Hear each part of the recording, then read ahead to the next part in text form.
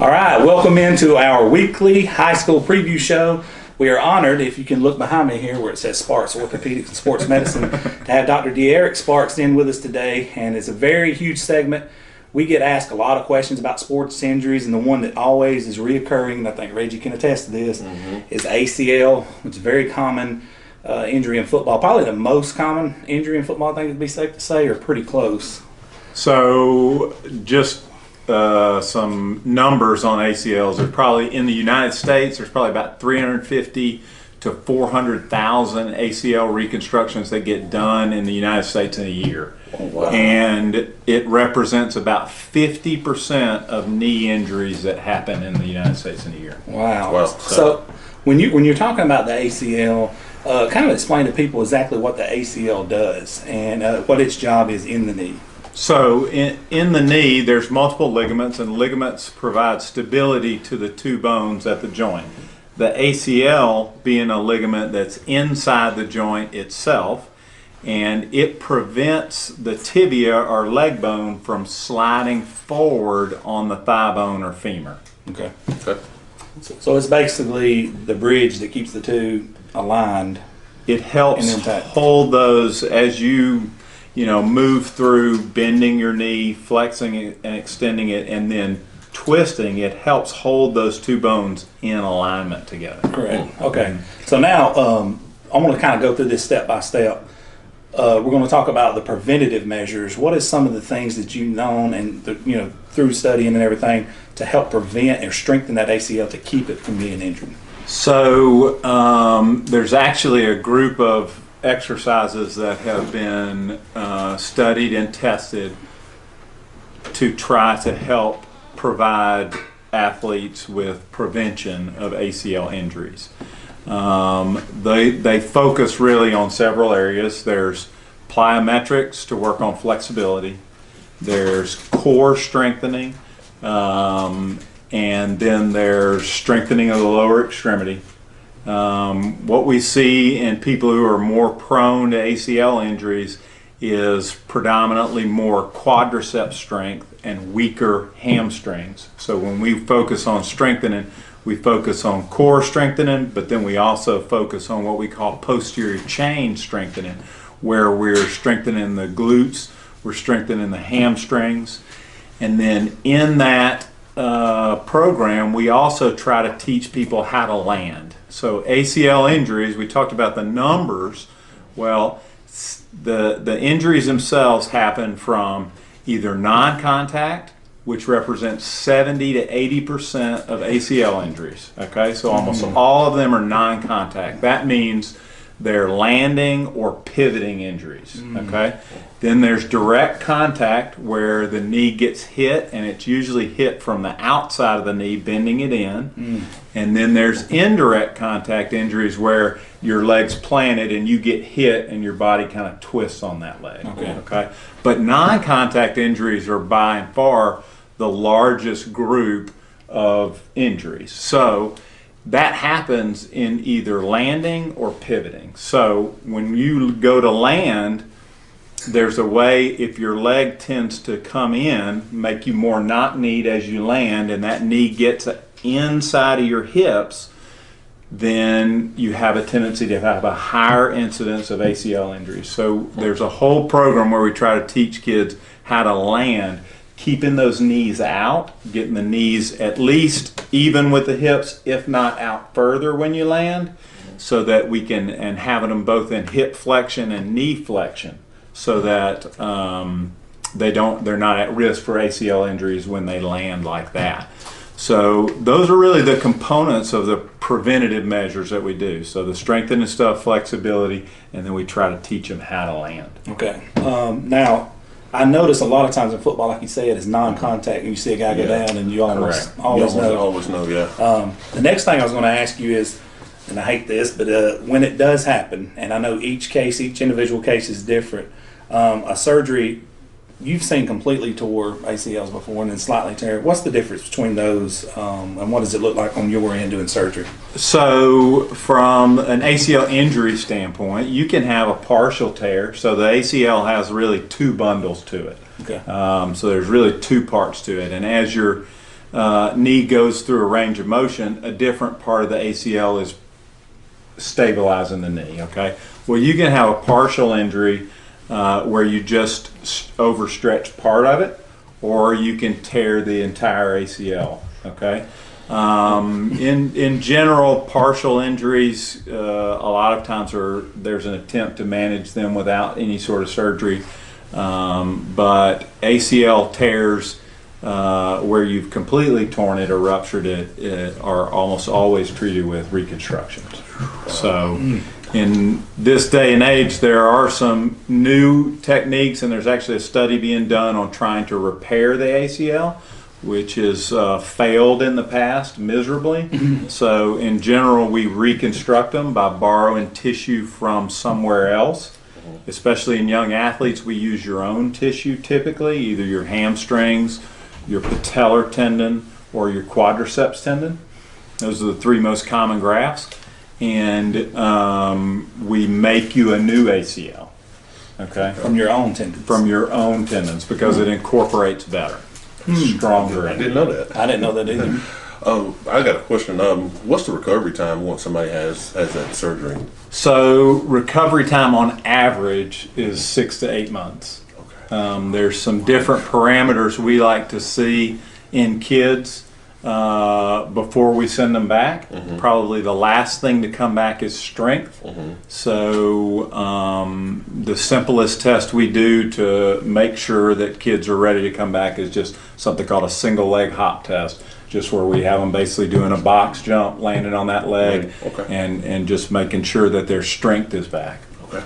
How often do you see, once you've released them, how often do you see reoccurring injuries? What's the percentages on those numbers? So the recurrent ACL injury, so after you've had one, you've reconstructed it, you go back, you return to play, you're back to your same level of sport, you see still about a 15 to 20% incidence of recurrent ACL injuries. So it's certainly not unheard of. And one of the last things I want to ask you is what's some of the common therapy exercises you guys do once you've had the surgery, you're in the brace, and you're trying to do the full recovery?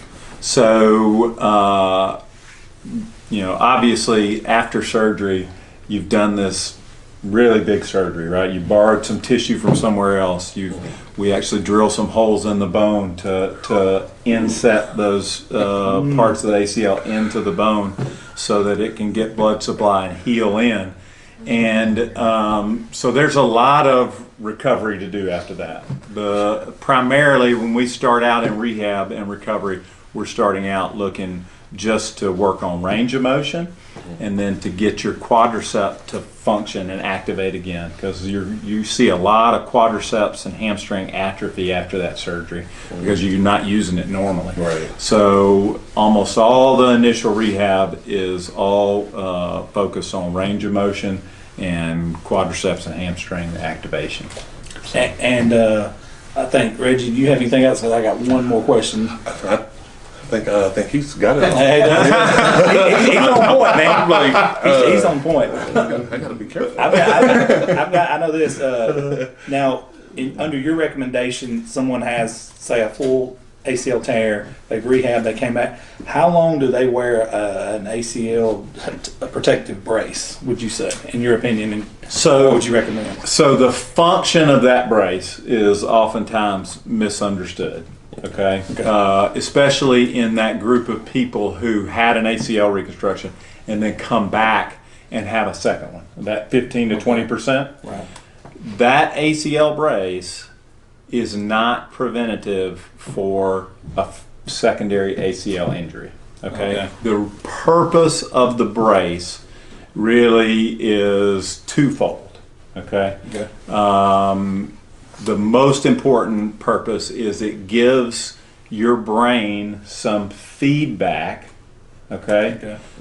to where your knee is in space. So there are different kinds of nerves in the body, but without getting too complicated, the way you know when you close your eyes where your finger is, up or down, or somebody moves your big toe, is called proprioception.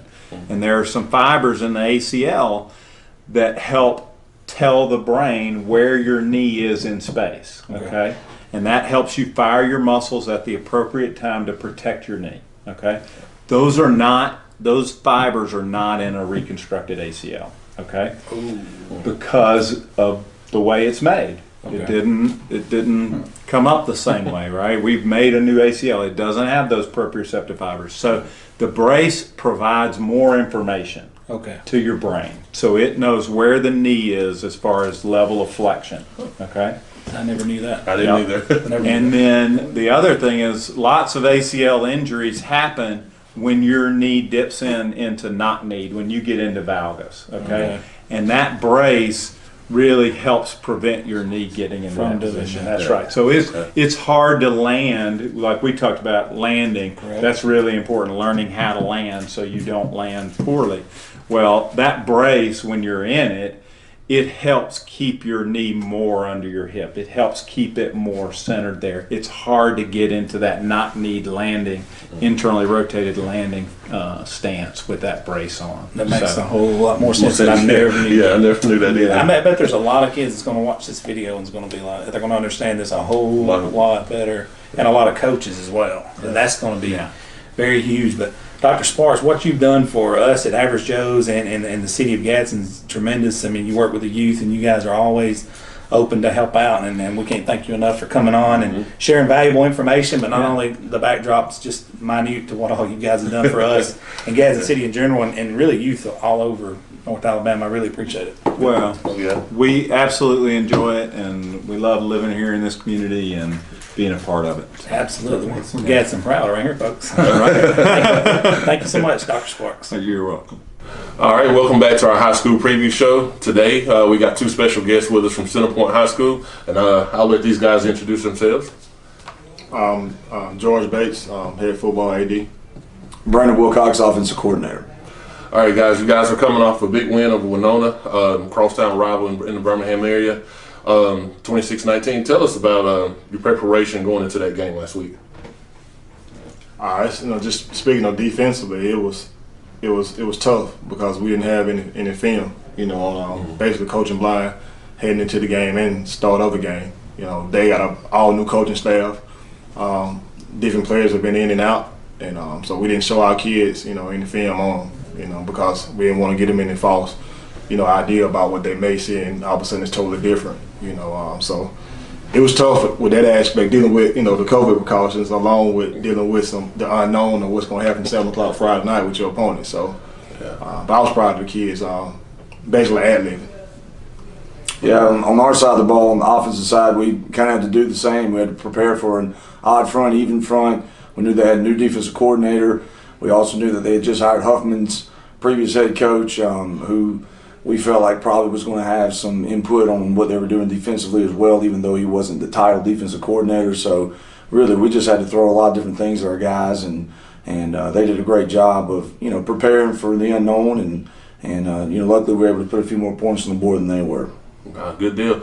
We came down to visit with you guys a couple times during the summer.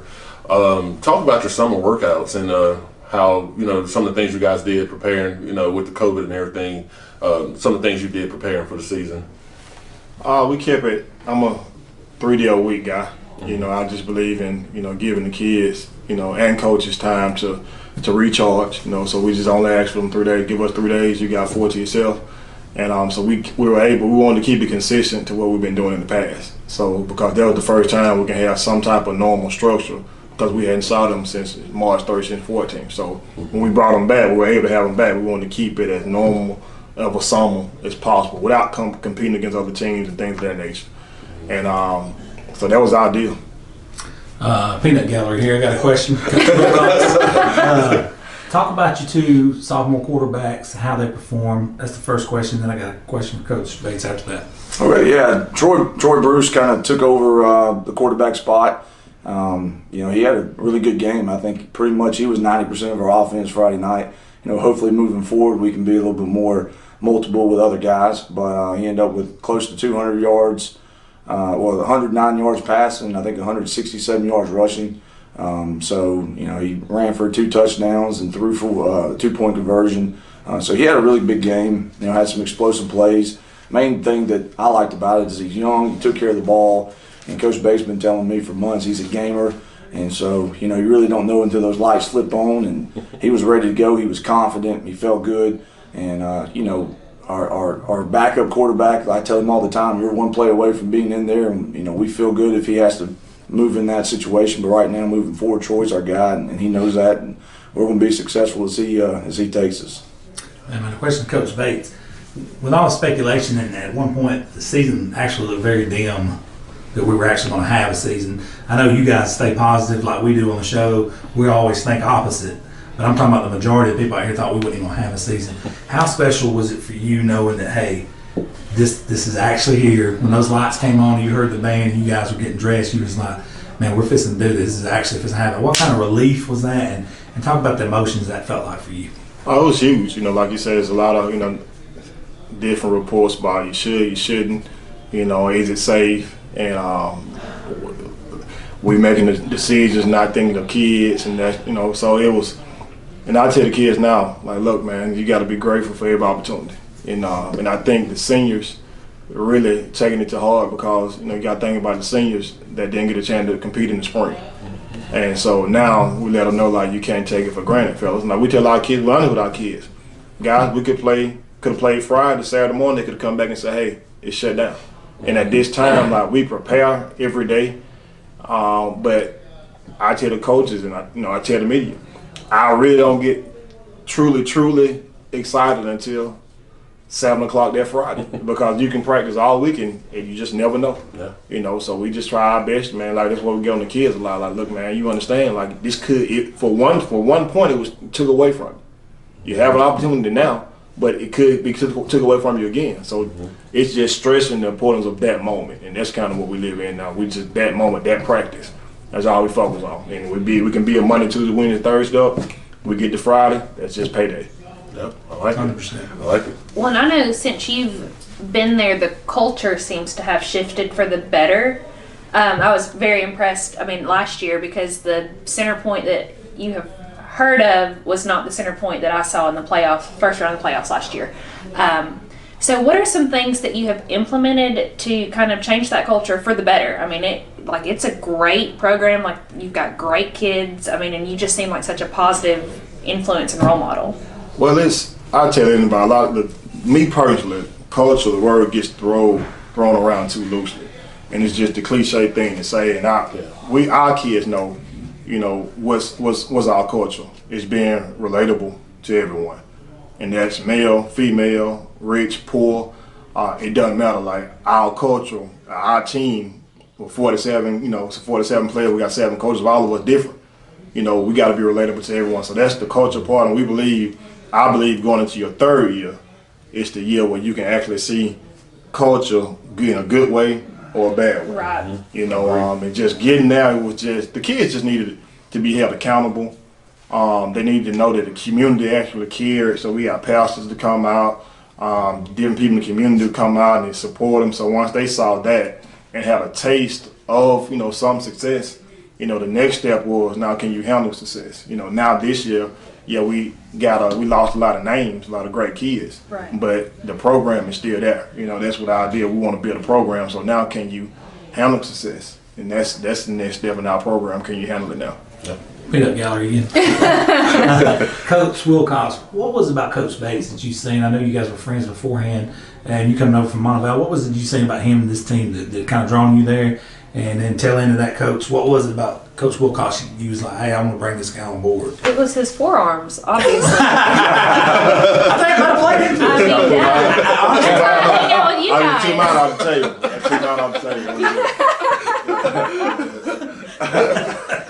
That's epic. Yeah. So I don't know if Coach Bates is a big fan of it, but that was epic. Let's do it. I know y'all had Coach Monroe on earlier. Coach Bates actually, I think it was this past year, you actually gave a talk. It was basically for young coaches, and he talked about the culture, the program, and I don't never feel like I'm too veteran to go listen to anything as far as, even though it was suited for like, hey, aspiring head coaches, I wanted to go hear what he had to say. And so I think it was about a 2-hour deal where he talked really about their entire program from A to Z. And I was kind of really impressed with just, hearing, because he talked more about his coaching staff than he did himself. He talked more about, his players than he did himself. And we'd always known each other, but and I don't think I've ever even told him this. That's when I kind of was like, I was kind of blown away by the program that he had and, the way that he treated people and those types of things. And so, again, like I mentioned before, when I found out there was an opening, we kind of texted a few times, and I went over and talked with him. But before I made any decisions, I wanted to go and actually watch him practice. And when I got to put my feet on the ground and my eyes and see for myself the way the kids were respectful, there was no doubt that the coaches ran the program. The kids were not out there, telling, hey, this is what I'm doing right now. Or, and for me, that's something that I want to be a part of. I don't want to be a part of something that, it's kind of roll the ball out there. And I knew that from the get-go, but I also want to see it for myself. And so once I got to see that and got a feel for it, like I said, it was a no-brainer opportunity for me to come over there and hopefully be able to add to what they're already doing. And Coach, his was the forearm, so we can move on. That's all you need. But like with Coach, there's no secret. My previous OC, it's like my big brother, Coach Sigler. That's the only OC I've ever known, as a head coach. And so this is like year 9, and it's like, man, what are we gonna do? Because he was gonna, pursue some more college opportunities, and then with his job, travel the world. Like, okay, what are we gonna do? And honestly, I had offered it, to someone, and it was kind of, a handshake, deal. And all of a sudden, out of the blue, really the night before fall, summer practice, it was like the deal wasn't there anymore. And at that point, mine got to racing. I'm calling around this and calling around that, and I knew Coach, but it didn't hit me at the time. I was like, Coach, he deserves to be a head coach. So I was like, it's, and I hadn't caught up with him in a while, and I just kind of, I shouted out there to my circle. They shouted out, and he just kept coming back. Brandon. I'm like, look. So we got together and talked about the 83. That's very important for a coach. Like, what am I going to be doing? And so we hashed that out, and we came over, to my apartment, and we just literally had a heart-to-heart about, hey, because we got a lot of things in common in this profession. That's probably some things that you don't want to happen is, but we got some things in common, So once we talked about that, man, and it's just, I think they have them for a reason. Mm-hmm. The kids needed it, I needed it. The program needed it, and I just think it's gonna be, for however how long, for how short, we're gonna make the best of it, and it's the best decision it's the best opportunity that we could have been given.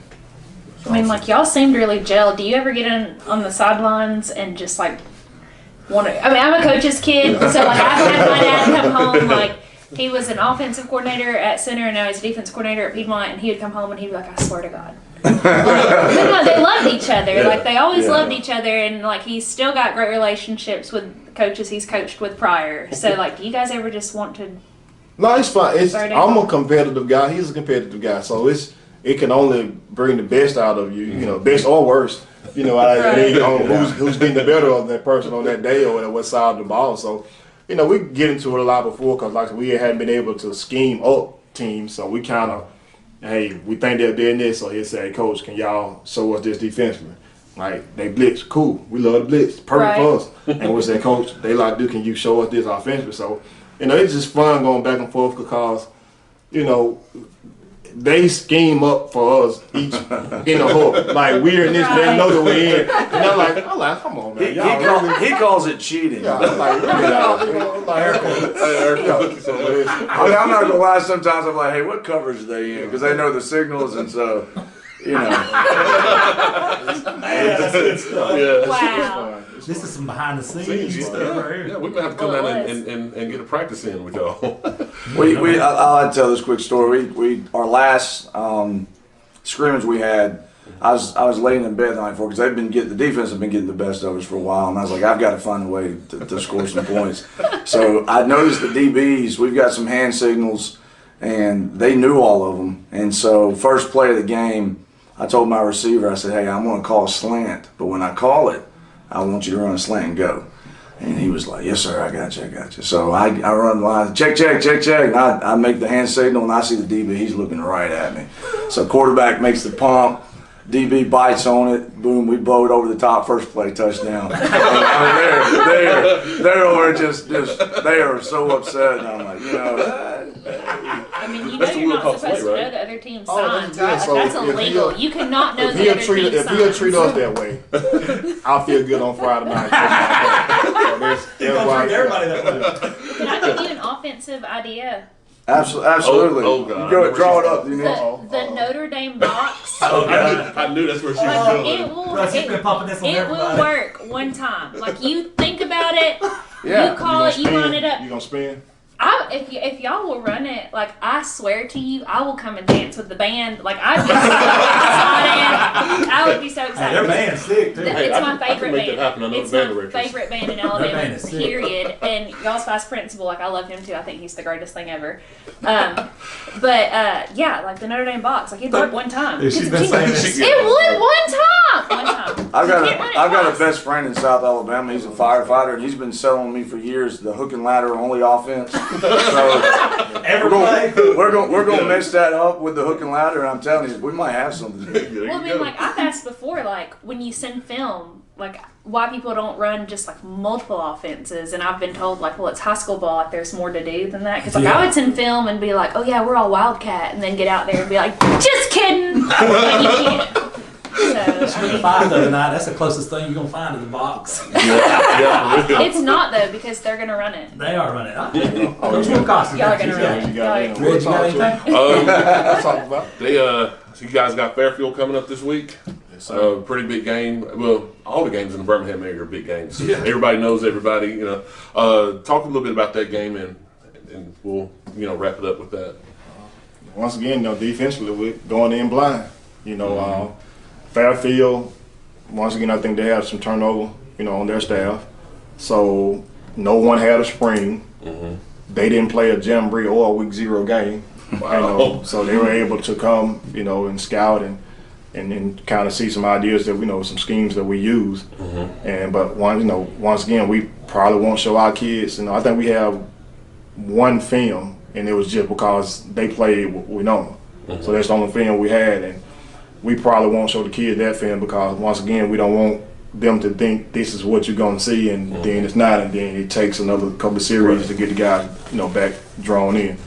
So that's it's huge, just because they're on the west side, we're on the east side. They beat us in the 5A state championship in basketball. So it's a chance for us to get exactly to get center point back in the right light on the winning side. So that's the excitement part, and Coach Hannah we know a couple of those guys as well. So it's just the competitive juices, man, gonna be flowing. Coach Wilcox on the offensive side. Kind of the same deal again. Turnover, and we're just going to prepare for multiple things. Again, there's even if what they got the same defensive coordinator coming back. New season, they may have changed some schemes up, so we're going to be prepared for anything. And at the end of the day, it's like just reiterate what Coach Bates said. I mean, nothing's promised. Good. God willing, we're playing Friday night, and if we get another opportunity to play, we're excited about it, and hopefully we can be 2-0 after Friday. Good deal. Well, we thank you guys for coming on. I have one very important question. Coach Bates, what are you going to wear Friday? I'll drop my Friday gear off every Monday. So I dropped off into Parkway Clinics this morning by the school. I saw that. So I will have gray coaching slacks, white custom button down from Future Ones, and I have my red and blue bow tie. And I just pick a different kind of funky sock for every game. And What that's color what I have pants? on. Oh, gotta have the all white chucks on. Classic. The best gotta have all white dressed chucks coach in Alabama high school football, and I've ventured into Georgia and Louisiana. And if y'all want to at me, it's at Blanche 0421 best dressed coach in high school football. Period. Y'all can do that. I'm done. That's it. Notre Dame box. All right, guys, we appreciate you having you on and making the drive up to Gadsden or Rainbow City, and good luck Friday night. Thank you. Thank you. All right, guys, we're continuing on with our high school preview show for week 1, week 2 for some people. We're here with the Ashville Bulldogs and head coach Shay Monroe. Coach Monroe, tell us who you brought with you today. Brought senior running back, linebacker Luke Harris with me today. All right. You guys had and of course we got main man Hayden Coker here, and Asheville super fan, and Kevin Moore with us. From the Asheville Bulldog Network. Yes. The one that knows all the stats, just ask me. I'm kidding. He's the stat man. Are you 250 pounds like I am? Well, I can have you that. Okay. In that gallery right off the bat. Right off the bat. Coach Monroe, your speech and Kevin interviewed you was unbelievable. I was sitting at home, literally I was fixing to jump up and go punch something. I was hyped. You looked emotional. The reason this man's sitting beside you, I specifically asked for him because of what Kevin told me and what I seen. This guy here was a warrior. He fought like a warrior in that game. You moved him out of position. Can you talk about his performance in that game and the game overall? Well, it was a tale of two halves, really. And really, we were down 6-0 at the half. And I never felt like the game was out of reach. I felt like we were right there. We just had to make a couple of adjustments. And we just needed a spark offensively. Our defense played really well. We blew a coverage and gave up one big play in the first half. But I knew we needed a spark. And ultimately it comes down to who do I trust? And I trust Luke. I know he's a playmaker, but ultimately, Luke's a very coachable kid. And he's somebody that, when the game's on the line, I wanted the ball in his hands. It was an emotional win. And I was emotional because I wanted it for our kids. Our kids persevered, and one of the things we talk about at Asheville is not making excuses when things go bad, when things don't go your way. You fight through, and it was a great win for our kids. It was a great win for our community. It was a great win for our team. The cities, yeah, it was a great win for the cities. That's right. Specifically, man, talk about the game and. Your opportunity came and you needed the spark and how you helped turn the game around. The line blocked very well. I just ran it. They did their job, and I did the best I could to do mine. I like where your head's at, man. He's staying humble even though he had a great game. That's right. Go ahead. Well, I was going to say something I noticed in the second half, the defensive adjustments, because I noticed that we're getting that defensive push. And we're giving the quarterback fits. I hear Nick Saban all the time talk about affecting the quarterback. That guy was running around. He was dancing like Michael Jackson, trying to stay around out there. And I noticed we sacked him. I think, how many sacks did we have? Five. Five. And 5 sacks. And see, that's something that hadn't happened in a while. And one thing I know, I saw something in this defense because in the previous years, a 13-0 deficit would sometimes turn into 35-0 at blink of an eye. But these guys didn't give up. They stuck there and they fought. And just like old school football, you just got to keep running. Finally, the breaks come your way, and we end up getting that one touchdown. Hey, we got an awesome kicker because he made an extra point. They made one. Yep. Good deal. I don't really have anything. You're just hanging out. Luke, tell us how it felt scoring that touchdown at the end. Like after it happened, I didn't score. You didn't score? No. Yeah, that was a face scored. Did you score the first touchdown or was No, it? he didn't score. I thought you No, scored. his little brother accounted for both of his Okay, touchdowns. I knew. People mention your little brother up a lot. No. They look nothing alike. Coach, I got a chance to spend some time with you guys over the summer, and I was amazed at the way your guys were working in the locker room and out on the field. Talk about the things you guys did over the summer, getting ready for the season. Well, we don't look. the fact of the matter is this: we got to get bigger, faster, and stronger.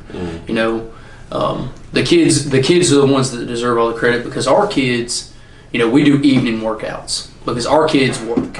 Okay, they work hard, manual labor, demanding jobs. And I knew at Ashville, the way we were going to continue to get kids out for football, and the kids, we had out for football to make concessions for them is, I was going to sacrifice my evenings to get up there, and they were great about showing up and being active. As a whole athletic program, not just football, but basketball, baseball, everybody. So, really the work they put in this summer propelled them to, hopefully have a great year. Good deal. Kind of jumping ahead, next week you guys got Southeastern at home on Thursday. It's a Thursday night game for you guys. Talk about Southeastern and what you kind of expect from them going into this week's game. Well, they're a really good football team.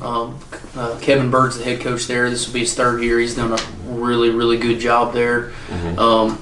He's got a good pedigree. He's with Coach. He was with Stacy Luker for a long time at South Sweetwater. Wow. Sweetwater, and was with him at Clark County. He does a really good job. His team plays really hard. He's kind of developed some kids. I think his first year they won 4 games. Last year they made it to the playoffs. So Ohatchee beat them in the first round. And you watch them on film, man. They got some speed. They're pretty big in some spots. It's going to be a really good football game. All right. Well, Coach, Kevin, you got anything else? Well, just the games, the tickets. Since it's an away game? You got sold out last week, correct? Yeah, I know, but tickets are available at the school. At school. From 10 to 2. 10 to 2, Tuesday through Thursday. And I know the COVID-19 restrictions are still there, but we need to have as many people travel up there with us because I was impressed. We had a good crowd Friday night, I thought. Shay, you posted that early that it was sold out. It was, about Wednesday or Thursday we sold out? We posted, Thursday we sold out. So how does that make you feel? It was great because, look, I love it for the kids because I could, me personally, I don't care who's in the stands. I don't. Okay, but it means something to the kids when people come out and support them. Because whether you're having a good season or a bad season, you need to come out and support these kids. 100%. And I got to say something after that because I got frustrated. Me and one of the coaches' wives were frustrated at one point in the ball game. There were some calls that didn't go our way, and I saw some of the fans. They were fussing at the referees, but when the kids got on the field, they quit cheering. You need to cheer these kids on because they're the ones winning the game, not the referees. Yeah. So if you don't want something said to you, cheer on the kids. And to kind of piggyback off that, I did see on Twitter, I think it was a coach from another state, saying that, with the limitations on the crowds at these games, if you're not going to come to the games to cheer these kids on and cheer these teams on, don't come. Save that seat for the people that's actually going to be there to support the kids and don't come and walk around, like you're in a fashion show. So, that's what that coach said, and I was like, well, I had that same reaction. and if you're going to gripe about the certain way the team plays offense or defense, or if you don't like the daggum jerseys, stay at home. The real fans will be at the game.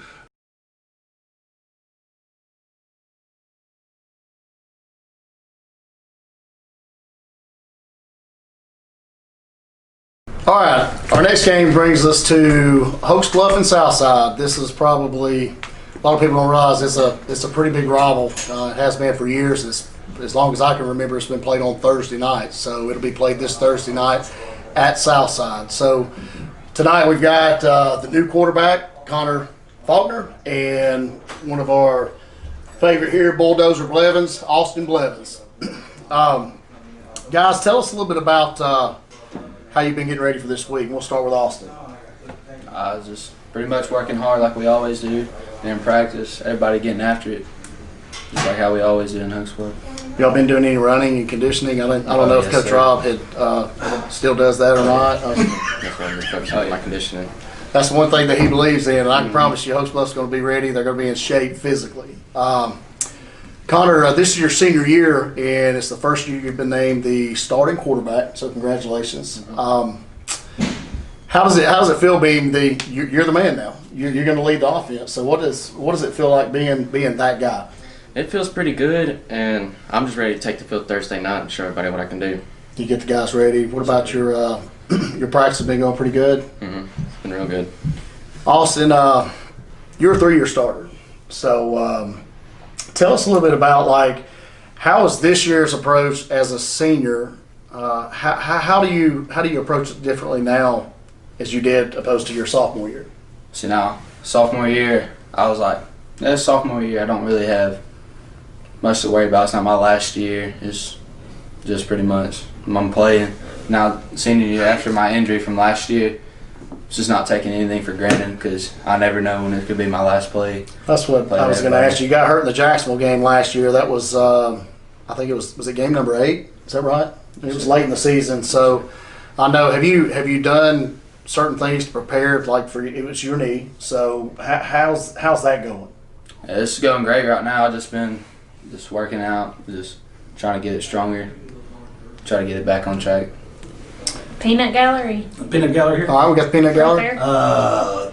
Just had Dr. Sparks on talking about ACLs today. So you guys check that out. I'm done. Go ahead. Yeah, Dr. Sparks did do a segment on ACL injuries, and it's going to help you guys. You need it. He talked about some ways to prevent it.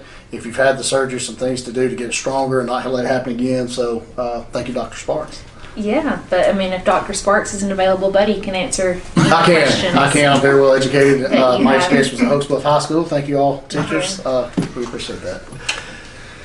Connor, what do you bring? You're filling some shoes of Ashton Gullich, and Ashton was a 3-year starter as quarterback, and he brought a fast-paced game. He was a big-time runner, made some big plays with his legs. What do you bring to the offense that's different? Well, Ashton was a lot better runner than I was, so I'm going to try to be more effective in the passing game this year.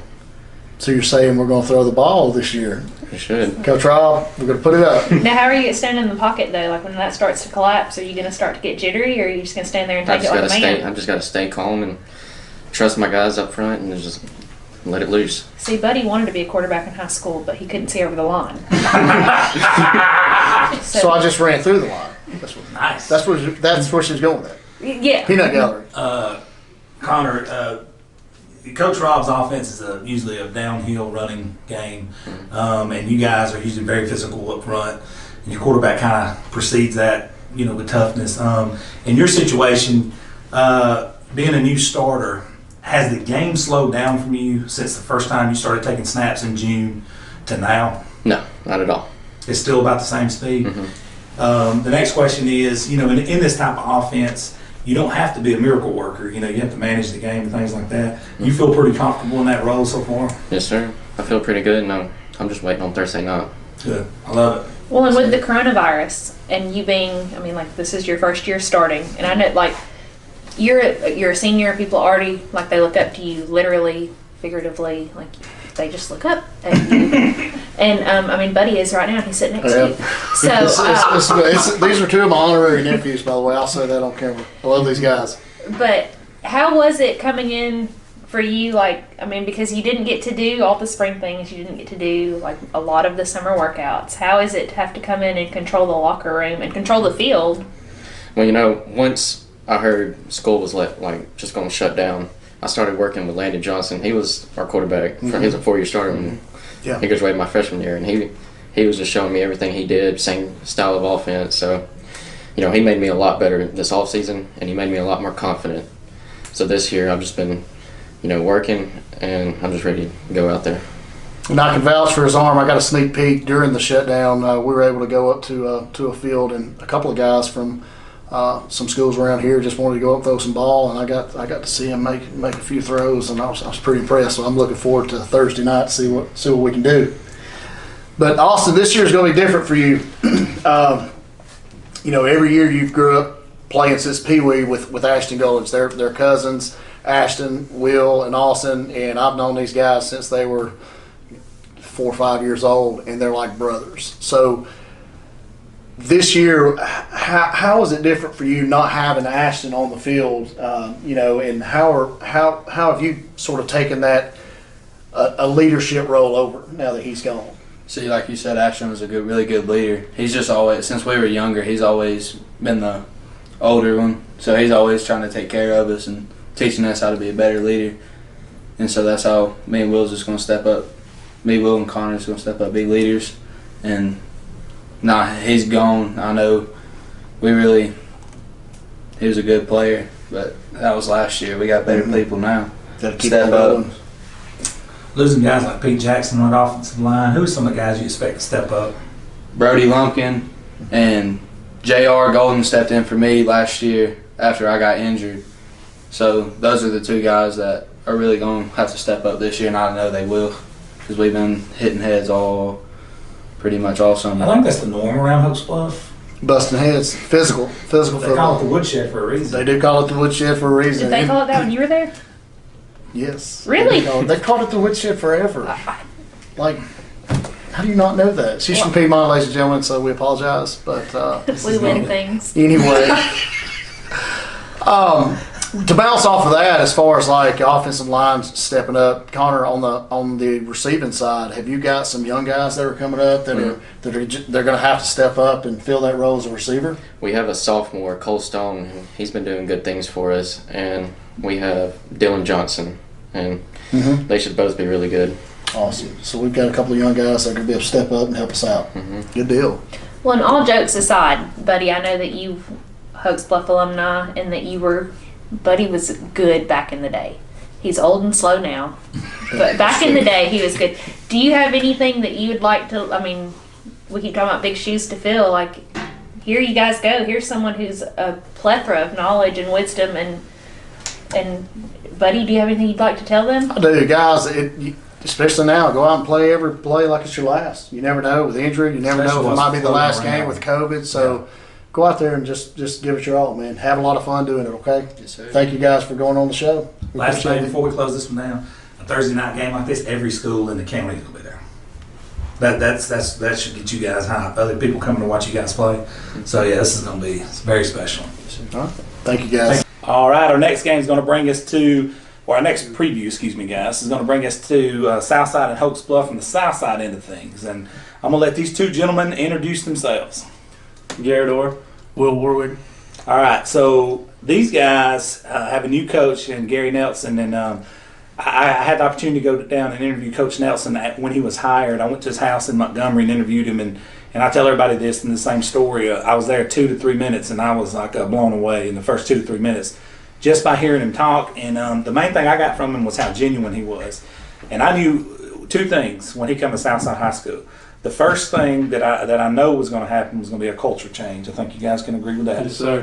The second thing I knew was going to happen is y'all was going to be very organized and be one unit moving forward. And I think both of you guys can attest to that. Now, I actually had the chance to sit in on day 1, I think, when y'all guys come in June, and he had you guys in there talking about your base defense, and I heard the principles of it, and the way he broke it down was amazing. But you guys went on the road and played a 9-3. Lincoln was 9-3 last year, and a very good, very explosive team. And you guys come away with a 40-27 victory. We're gonna start right here, Mr. Ord. Take us through what you guys seen on film, and then what happened when you actually got there, and how you executed. Well, we've been working all summer trying to build up and get ready for this game, and Coach Nelson has been convincing us that we are better than we have been, or we had to change the culture around in Southside because we have always been getting used to losing, and we needed to change that, and we had to understand that we can win and we're a better team than we think we are. So he convinces us of that, and we went out there and we just played, and we prevailed and we beat them. Now, up front, what were you guys seeing from them, from Lincoln? Were they running the same things that they ran last year or no? Yeah, they were basically the same things. But you guys, I mean, executed. And having Carnell run the ball like he did, that kind of kept them off the field. Do you think that guys definitely played into helping you guys? Yes, sir. Did fatigue set in when you guys in here? We all a little bit. Yeah. Definitely, we played a good bit of both ways. It was a little tiring, but not too bad. We were all right. Tara, what questions do you got, young lady? Gosh, I mean, Tara, you ain't had the privilege to meet Coach Nelson yet, have you? I have not. I knew. Well, I got to meet your I guess are coaches exes? Is that is that what it is? Former coach. Ooh, my ex coach. I got to meet your former coach. I met you guys. Well, actually, I covered you guys last year when you played Southside. last time, or when you guys played Hokes Bluff last time, is when I met. So That's when you and I met. that is Same game. our anniversary is coming up. It is coming up. That's awesome. Woo! It's amazing. Now Tara's a part of Average Jokes. Sorry for that memory lane. But I mean, I know culture has changed, and then what an odd time to have a new coach come in, like with the coronavirus. Was that hard to adjust? Because I mean, I feel like you left school one day, like you left school on a Monday thinking you'd be back, and then they called and they're like, "Hey, just kidding, don't come back." And then, I mean, you know, how has that been adjusting? Like new coach, coronavirus is running rampant, like online school, not online school. How's it going? I mean, it's tough because I mean we're not used to nothing like this. Right. I mean, when Coach Nelson just coming in, we hadn't really met him yet. We had to wait 3 months just to meet him, really. Yeah. From day one, when Coach talked about his scheme defensively, to what we seen on the field in Lincoln, how bought in are you guys, and how long did it take you to pick up his concepts? Much more simple, much better, and much more put together, and we were able to get it pretty quickly, more quickly than I've ever seen here. Hayden Fry is another big part of you guys' defense. Oh, yeah. Can you talk about his play Friday night? I mean, they was getting after it. I think all of y'all was He getting runs hard. He definitely runs hard. After you get the ball in his hands, he'll run over some people, definitely. You know, putting that guy on offense was a smart very good move because it's one of those cases where you hear the football term, be the hammer, not the nail. You put him on offense, he's still the hammer. I mean, no matter where you put him, he's going to be the hammer. So, but I think that's the kind of he's just another piece to what you guys are doing at Southside. This is a different Southside team, and I went out there, and you can ask anybody sitting in this room, in front of or beside the camera, behind the camera. I watched y'all practice, and I seen Michael Rich throw about 2 passes, and I was like, dude, who is this? This dude looks like Joe Montana out here, dude.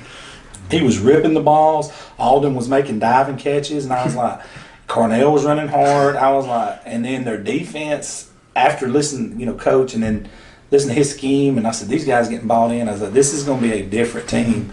But I want to talk to y'all about the rivalry y'all have coming up Thursday night with Hokes Bluff. Have you guys got to break down some film on them?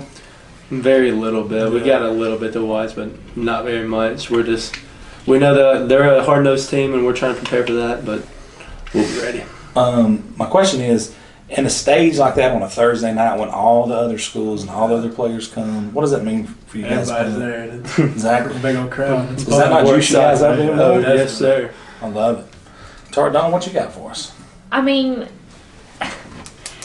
my dad's a coach. He gets up in the morning, like I told you guys this morning, like 4 o'clock in the morning, looking at film and everything.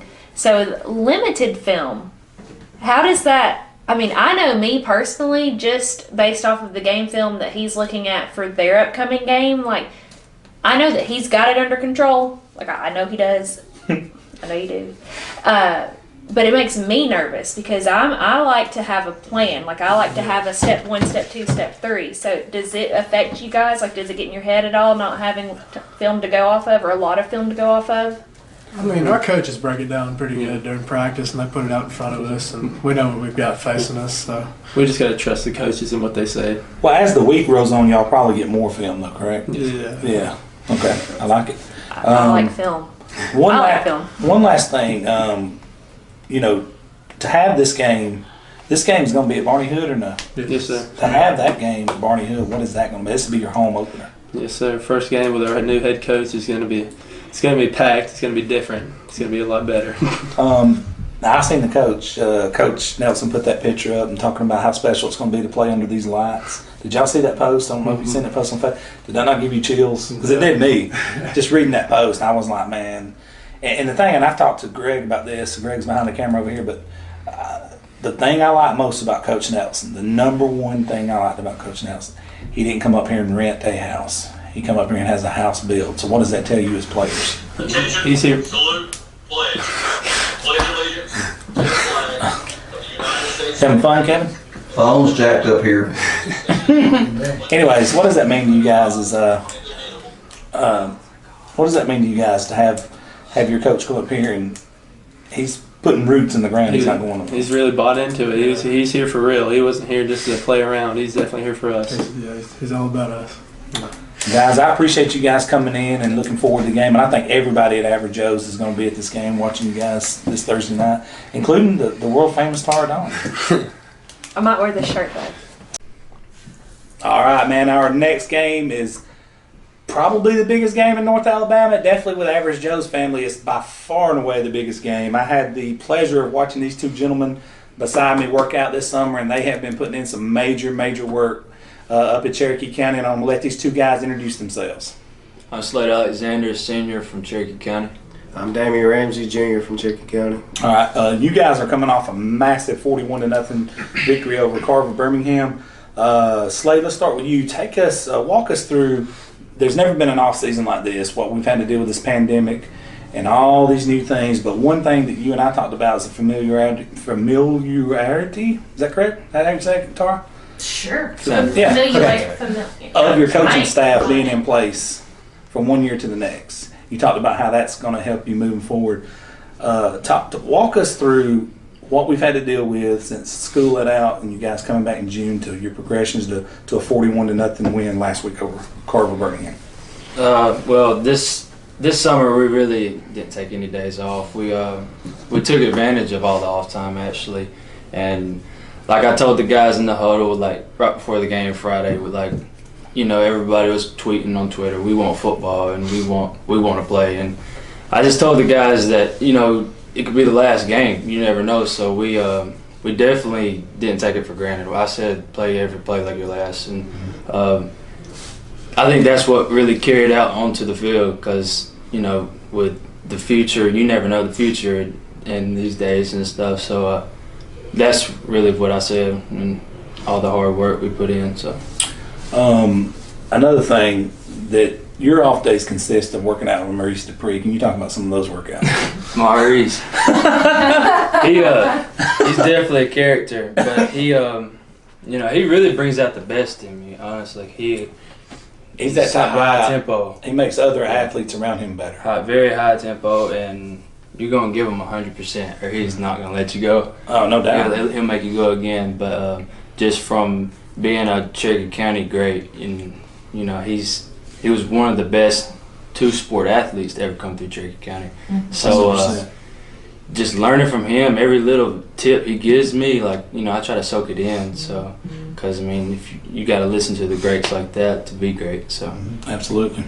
Now, this gentleman sitting to your right, to your left on the camera here, you guys, Mr. Ramsey, you ended up with 109 carries, 2 touchdowns last week.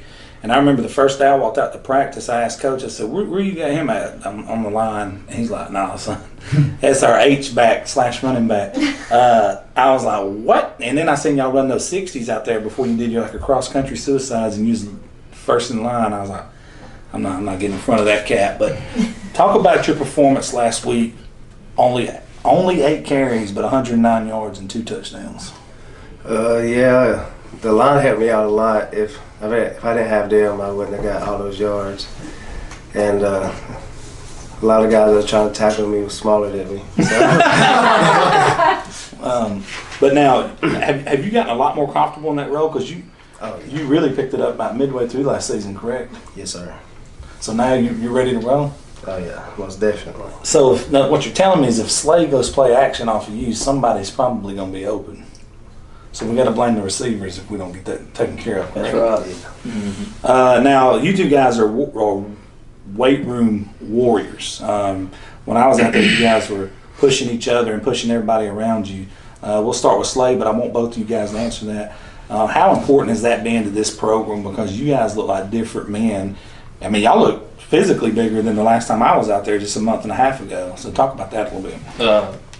Coach Kelly, he definitely brings out the energy in the weight room. He says you work hard in the weight room, it translates to the field. So since he got there, my started my junior year, the first day he was there, he told us, he got us all together. He said, you want to be great on the football field on Friday nights, you got to put in the work in the weight room. So the seniors are really, him too, he's definitely a leader. Him, we don't take days off in the weight room, and we really try to get the low underclassmen guys to, like, if they see us doing it, then maybe whenever I graduate, he'll take the role of being, the senior, and so just showing them the way, paving the way to be great, on the field. Because lead by example. Yes, sir. That's what I'm trying to say. It is, absolutely. Peanut gallery here. I know Brad Weaver is center alumni. Maurice is back, center alumni. What is it like for you guys having so many key components to your coaching staff, to your weight room, that are center alumni? Like they know the culture, they've instilled the culture, they still eat, sleep, and breathe the culture. What does that mean to you guys to have them there? Brad Weaver, he is the true definition of a Cherokee County Warrior. And Bad Brad. I've been a ball boy since the 09 team, and he's been there since he graduated in I want to say 05, 07? Okay. Wait, let me think. Because they got beat in the state championship. I was just, True. Peanut gallery here. Tara went to prom with him. I didn't. I went to his senior prom with him. Yes, I was a freshman and he was a senior. I didn't know that. I didn't know that. It was the most fun prom that I went to. This was last week. Last year? Yes, last year I went to prom. I'm only 19. Ooh, we'll try to get this man in trouble. Shut up, buddy. Mr. Ramsey, I got a question for you. Have you got to watch a lot of film on Piedmont yet? Yeah, I've watched it ever since, I guess, Saturday when it came out. I've been watching a little bit of it. Friday night. Their defensive coordinator is pretty nasty. James Blanchard, his daughter's in this room with us right now. He was up at 4 a.m. today watching film on you guys, so he has a tremendous amount of respect for you guys and what you guys do. But Mr. Ramsey, from your standpoint, what did you see from their defense that stuck out to you? I could tell they hustle to the ball. They're all, not just a few people go to the ball, everybody goes to the ball. There are a few little bad points in there I seen. But we'll just make it work. There we go. Kevin? Well, I've always been an admirer of the Cherokee County program. I've followed them for years because I've had friends that played up there, and plus Coach Curry was a coach at my rival school, Springville, many years ago. So I've always followed him. He's always been a great coach. Now, fast forward to this year, y'all got a new head coach up there, and talk about how, first of all, how y'all had to do strength and conditioning programs vary from coach to coach. And you talk about the weight room. How much of that making up did y'all have to do once y'all got back from the pandemic? And we know how coaches always like to say every game counts, one game at a time. We practice the same, play the same, but this is Piedmont. This is not just your average game. Mm-hmm. So to beat these guys, it'd be a good notch in y'all's belt. So just talk about that. Well, coming into this week, we don't like to look forward, look 2 weeks down the road, but we know it's Piedmont. They're well coached. They're one of the most well coached teams in the state, I believe. Just from, I've been watching them, been around them, playing against them. It's definitely going to take us being disciplined, and I say we take every game like the same teams. We got to take every game just as serious, but. And again, it comes down to one of the biggest rivals in the state. A little bit more sugar than dessert if you get over this one. So. Yeah. So we're ready. So. One more question, Mr. Ramsey. Let's fast forward to Friday night under the lights at your own stadium where you've had all these blood, sweat, and tears, and to have the number one team in the state, 3A, roll up into your house. What's that going to feel like for you? Oh, I'm gonna feel great. I just love that we get to play them again, because I ain't played them since my 8th grade year, and blood's tingling now just talking about it. Slade, same question to you, especially with your ties, knowing the people of Piedmont so much. Oh, it's been 10 years. Wait, 10 or 11 years. Since we beat them, and I feel like. 8. No. Mm-hmm. Last time we beat them was 2009.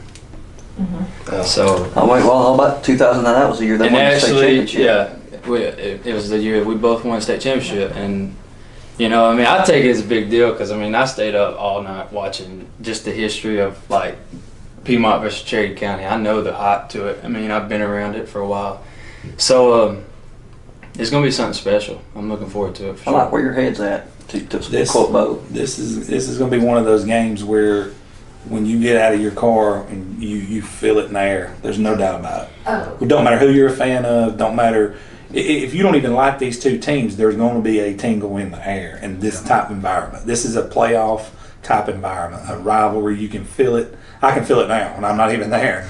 But I'm specifically. I didn't care who was playing this week. I was going to this football game because I want to see these two teams play. That is true. And if you go, I might suggest they've got the best barbecue sandwiches that I've ever put. When we went up there last year, I know I'm off subject, so I'm sorry. Did Ike Ridgway make that barbecue? I don't know who made it. Ike Ridgway is about to be a famous man. But hey, all I know is I was drowning my sorrows in that barbecue as I saw number 29 for y'all last year running all over us. So I had to have something. Kimbo. Hey, wait till you see this man right here. Oh, I know. I think, didn't you place? I think, what's your number? 1. Yeah, okay. Have you seen? He's part of the reason they ate that barbecue too. His mom posted a picture of 2018, 19, and this year. This dude is grown. Oh, I know. To a man. It's just weird because I remember when Slade was born. That's right. Like I remember. Well, those ties are that. I mean, those ties are that entangled. And now That's true. he's carrying a team. Like That's right. He's carrying a team that could very possibly be a state championship contender. That's right. That just blows my mind. Like I'm almost positive that I may have changed a diaper in the church nursery. It's probably Like, my siblings, your brother. I mean, we've. I mean, gents. Like I remember you all. Yeah. Well, guys, I appreciate y'all so much for coming in. Thank you so much. All right, so now we're going to bring in, we have on the Jarvis Rawls Ronnie Watkins Ford hotline right now, James Blanchard, defensive coordinator of the Piedmont Bulldogs, who has a fistful of rings. He's a very, very world-renowned defensive coordinator, and it happens to be this young lady's father. Yes. So, Pop, Dad, you are also. He's our first hotline call. You were the first call that I made on the hotline, Pop. I had to Today. Sorry. Yes. Sorry, today. I had to. I feel special. You should. I could not go tonight without spotlighting something about Piedmont. And I'm a defensive girl, and we had to bring on Pop, especially since I snapped a picture of you this morning sitting at your computer watching film because I feel like it's so important that people know that you're not a champion overnight. It's not, it's hard work, it's dedication, it's having coaches that will get up at 4 o'clock in the morning to start making top secret note cards. And I feel like that's so important for people to know. And I hope that I haven't told any secrets, but do you have anything up your sleeve in preparation for Friday? Well, first of all, I'd just like to thank, Average Joe, the #1 sports talk in Alabama, calling me tonight. And I just thank you guys. Thank you for what y'all do and the hard work y'all put in and all that for, the athletes across the state. Center is a rivalry game. We haven't played in several years, but we got it back, and they got a good team. They're optimistic about what's going on, so just having to break them down, it's pretty good because it's a rivalry game, and I think our guys are ready. I think their guys are ready. Coach Kelly does a good job over there, so I'm just excited to be back playing this game again. Coach, I got a 2-part question for you. We just had Slade Alexander and Damian Ramsey in with us. I'm sure you're familiar with those two guys. Slade Alexander seems like he's been at Cherokee County forever. Having a dual threat guy like that is an absolute warrior. He's the type of guy that's not going to quit. You're going to have to beat him. Defending a guy like him, what does that look like? And then the emergence of Damian Ramsey over half of last year coming into this year when you got a guy that can go one-back sets that weighs 230 pounds and runs downhill. He ran for 109 yards and 2 touchdowns on 8 carries last week. Let's talk about those two guys individually. Well, you can't overlook any of them. They got a good running back. And like you said, Slade is just a great athlete. He's got some good receivers. Slade can throw it. He can run it. They got a good offensive line. So, you can't key on 1 or 2 people like you usually can. That whole team, you You got a key on the receivers. You got a key on the backs. You got a key on the quarterback. Offensive line's good. So, you know, we're going to have our task, you know, Friday night. No doubt. Well, and I feel like you and Coach Smith are the dynamic duo. I've always felt like that. I feel like you guys work well together. He is like an offensive genius. You're a defensive genius. And I feel like together you guys have some great – I feel like you guys have a great game plan. I mean, I know it's technically day one of planning for Friday. But I personally – I mean, like, I just don't feel like I don't feel like that's a duo that you can trump. Trump. Political? This is not political. But Pop, I'm going to let you get back. I got a question. Sorry, Bo has a question. Coach, one more quick question before we let you go. On a scale of 1 to 10, how jealous are you of Coach Smith's new mullet? Well,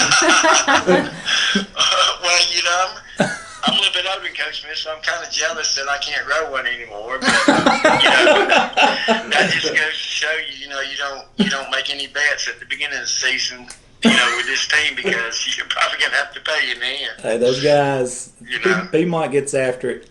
You guys have 4 state championship rings over there and one of the winningest programs in Alabama history. And, the name of the Field of Champions is the name of the stadium. So, it's that for a reason, and it ain't because you guys fell into that role. You didn't fall on top of the mountain. So the work that you and Coach Smith and the rest of the staff members and the city of Piedmont is putting in, it's really tremendous, and it's noticed everywhere in the state. We can't go anywhere without everybody asking us about Piedmont. So, Coach, I'm glad you came on with us. I really enjoy it, and thank you for allowing young Tara Dawn to join Average Joe's. She's been a tremendous help. Well, I appreciate y'all calling. Like, I would never let my daughter be a part of something that ain't just special. The Average Shows, Sports Talks, #1 in Alabama. Thank you, sir. Thanks for answering my phone call, Pop. He normally doesn't answer when I call. Normally he doesn't answer my call. I'm on the deck breaking down film right now, so I think I'm fixing to get in the pool. All right, Pop. Well, me and Madden are heading home, so we'll see you there. See y'all there. Thank you. Bye, Pop. Thank you, guys. Thank you. All right, everybody, welcome into our next game. And I'm going to be honest with you, man, this game right here there's a few games this week that I was sitting on pins and needles waiting for a score. And when I seen this score roll around, I couldn't be happier, man. I was the same way. For Coach Davis, West End, the whole city there, with these guys, man, I was so happy. And I knew going into this game, and people can say, you know, whatever they want. They played a team that made it to the 3rd round of the playoffs in Susan Moore. Yeah, undefeated in the regular season. Really, really good football team. And these guys went on the road, correct? No, it was at home? Okay, it was at home. And these guys beat Susan Moore 27-21. And a what you would think of West End game. West End's usually scoring up in the 40s and 50s, but when you play a really good team, sometimes these kind of games happen. And I'm going to let these 2 gentlemen introduce themselves at this time.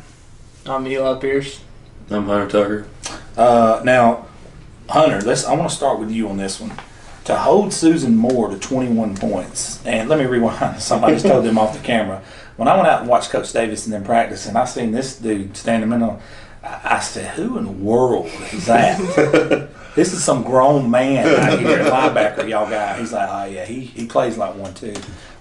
Defensively, you knew they were going to try to run the ball downhill. And you knew that they're a big physical team, and that's what they wanted to do. And the perception on West End in the past was, you know, y'all going to have to outscore people. Well, here it is. You guys come out of the gate, and you hold them to 21 points. Talk about the defense preparation and then execution in that game. Yeah, I mean, defense of the past really hadn't took pride in what they do. They just go out there, usually tired from all the offense we run because we run, you know, hurry up. But this game, we took a little bit of pride in playing our defense, and we just had fun out there. How many people did you personally knock out of the game? I didn't knock anybody. Dude, don't listen to him, dude. This dude's a prankster. Come on, man. You got a new defensive coordinator last year, Coach Mintz. Talk about the role he's played in the improved defense this year. Oh yeah, he's Last year he came in late, so we couldn't really change the defense. We had to just run off what we had with our old coordinator. But this year he totally redid the defense, and I think it fits our personnel better. Okay.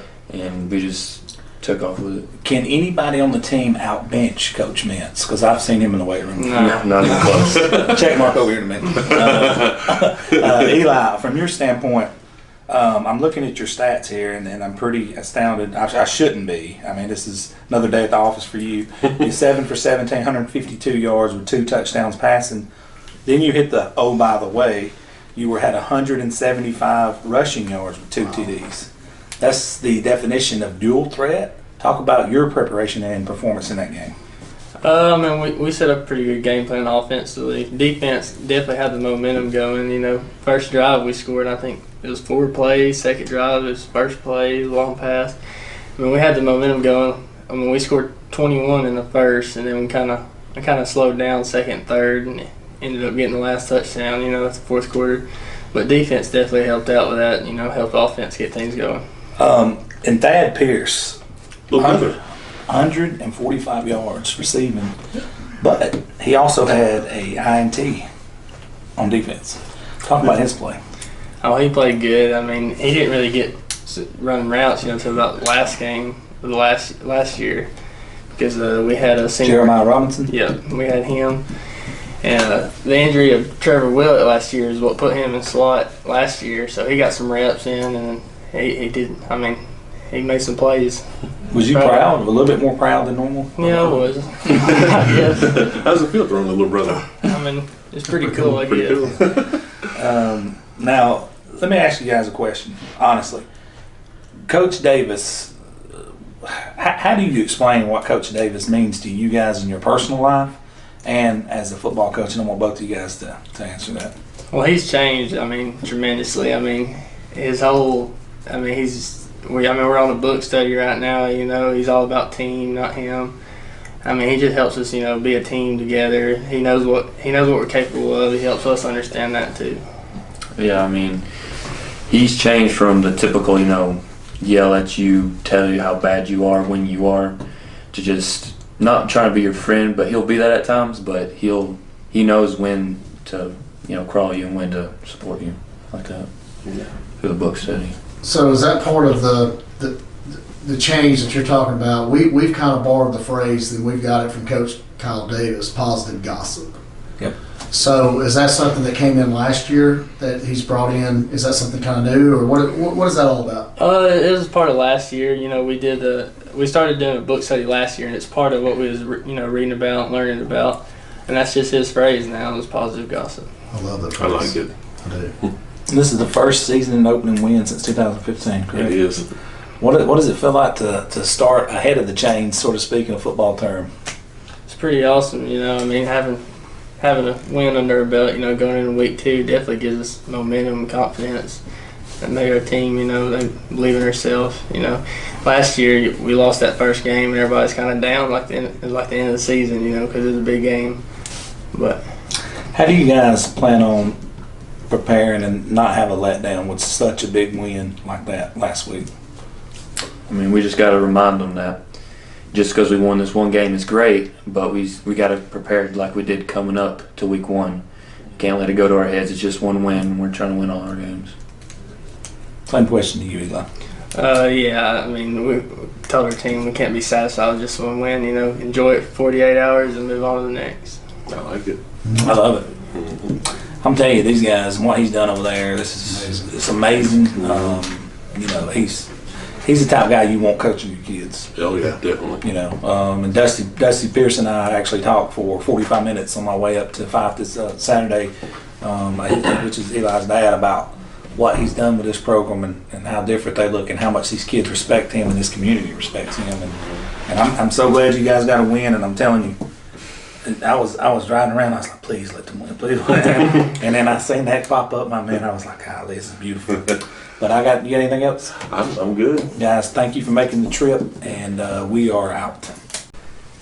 All right, our next game brings us to the Ohatchee Indians, who's coming off a big win over Cleveland County. Got a lot of playing time for some of the younger guys. Business as usual with these guys. They went and took care of business. I'm going to let these two gentlemen introduce themselves right now. Eli Ennis. Aiden Simpson. Now, I know you guys are a little jealous watching this. These guys do have, their hair really is that good. This is not photoshopped. These two guys have some of the best hair in the state. I go on record and say that.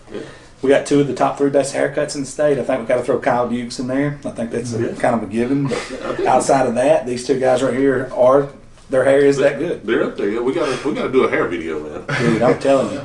Like the mullet, but a good hair video. But good hair. Yeah.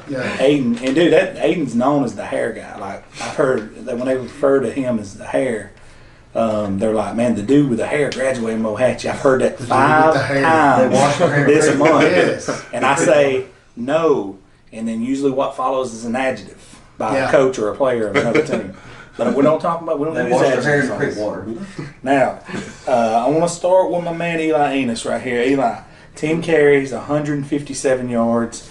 And then this is really opening it up for Scott Martin. He was 1 for 1 passing for 77 yards and a touchdown. Talk about your preparation leading into that game and your execution ultimately.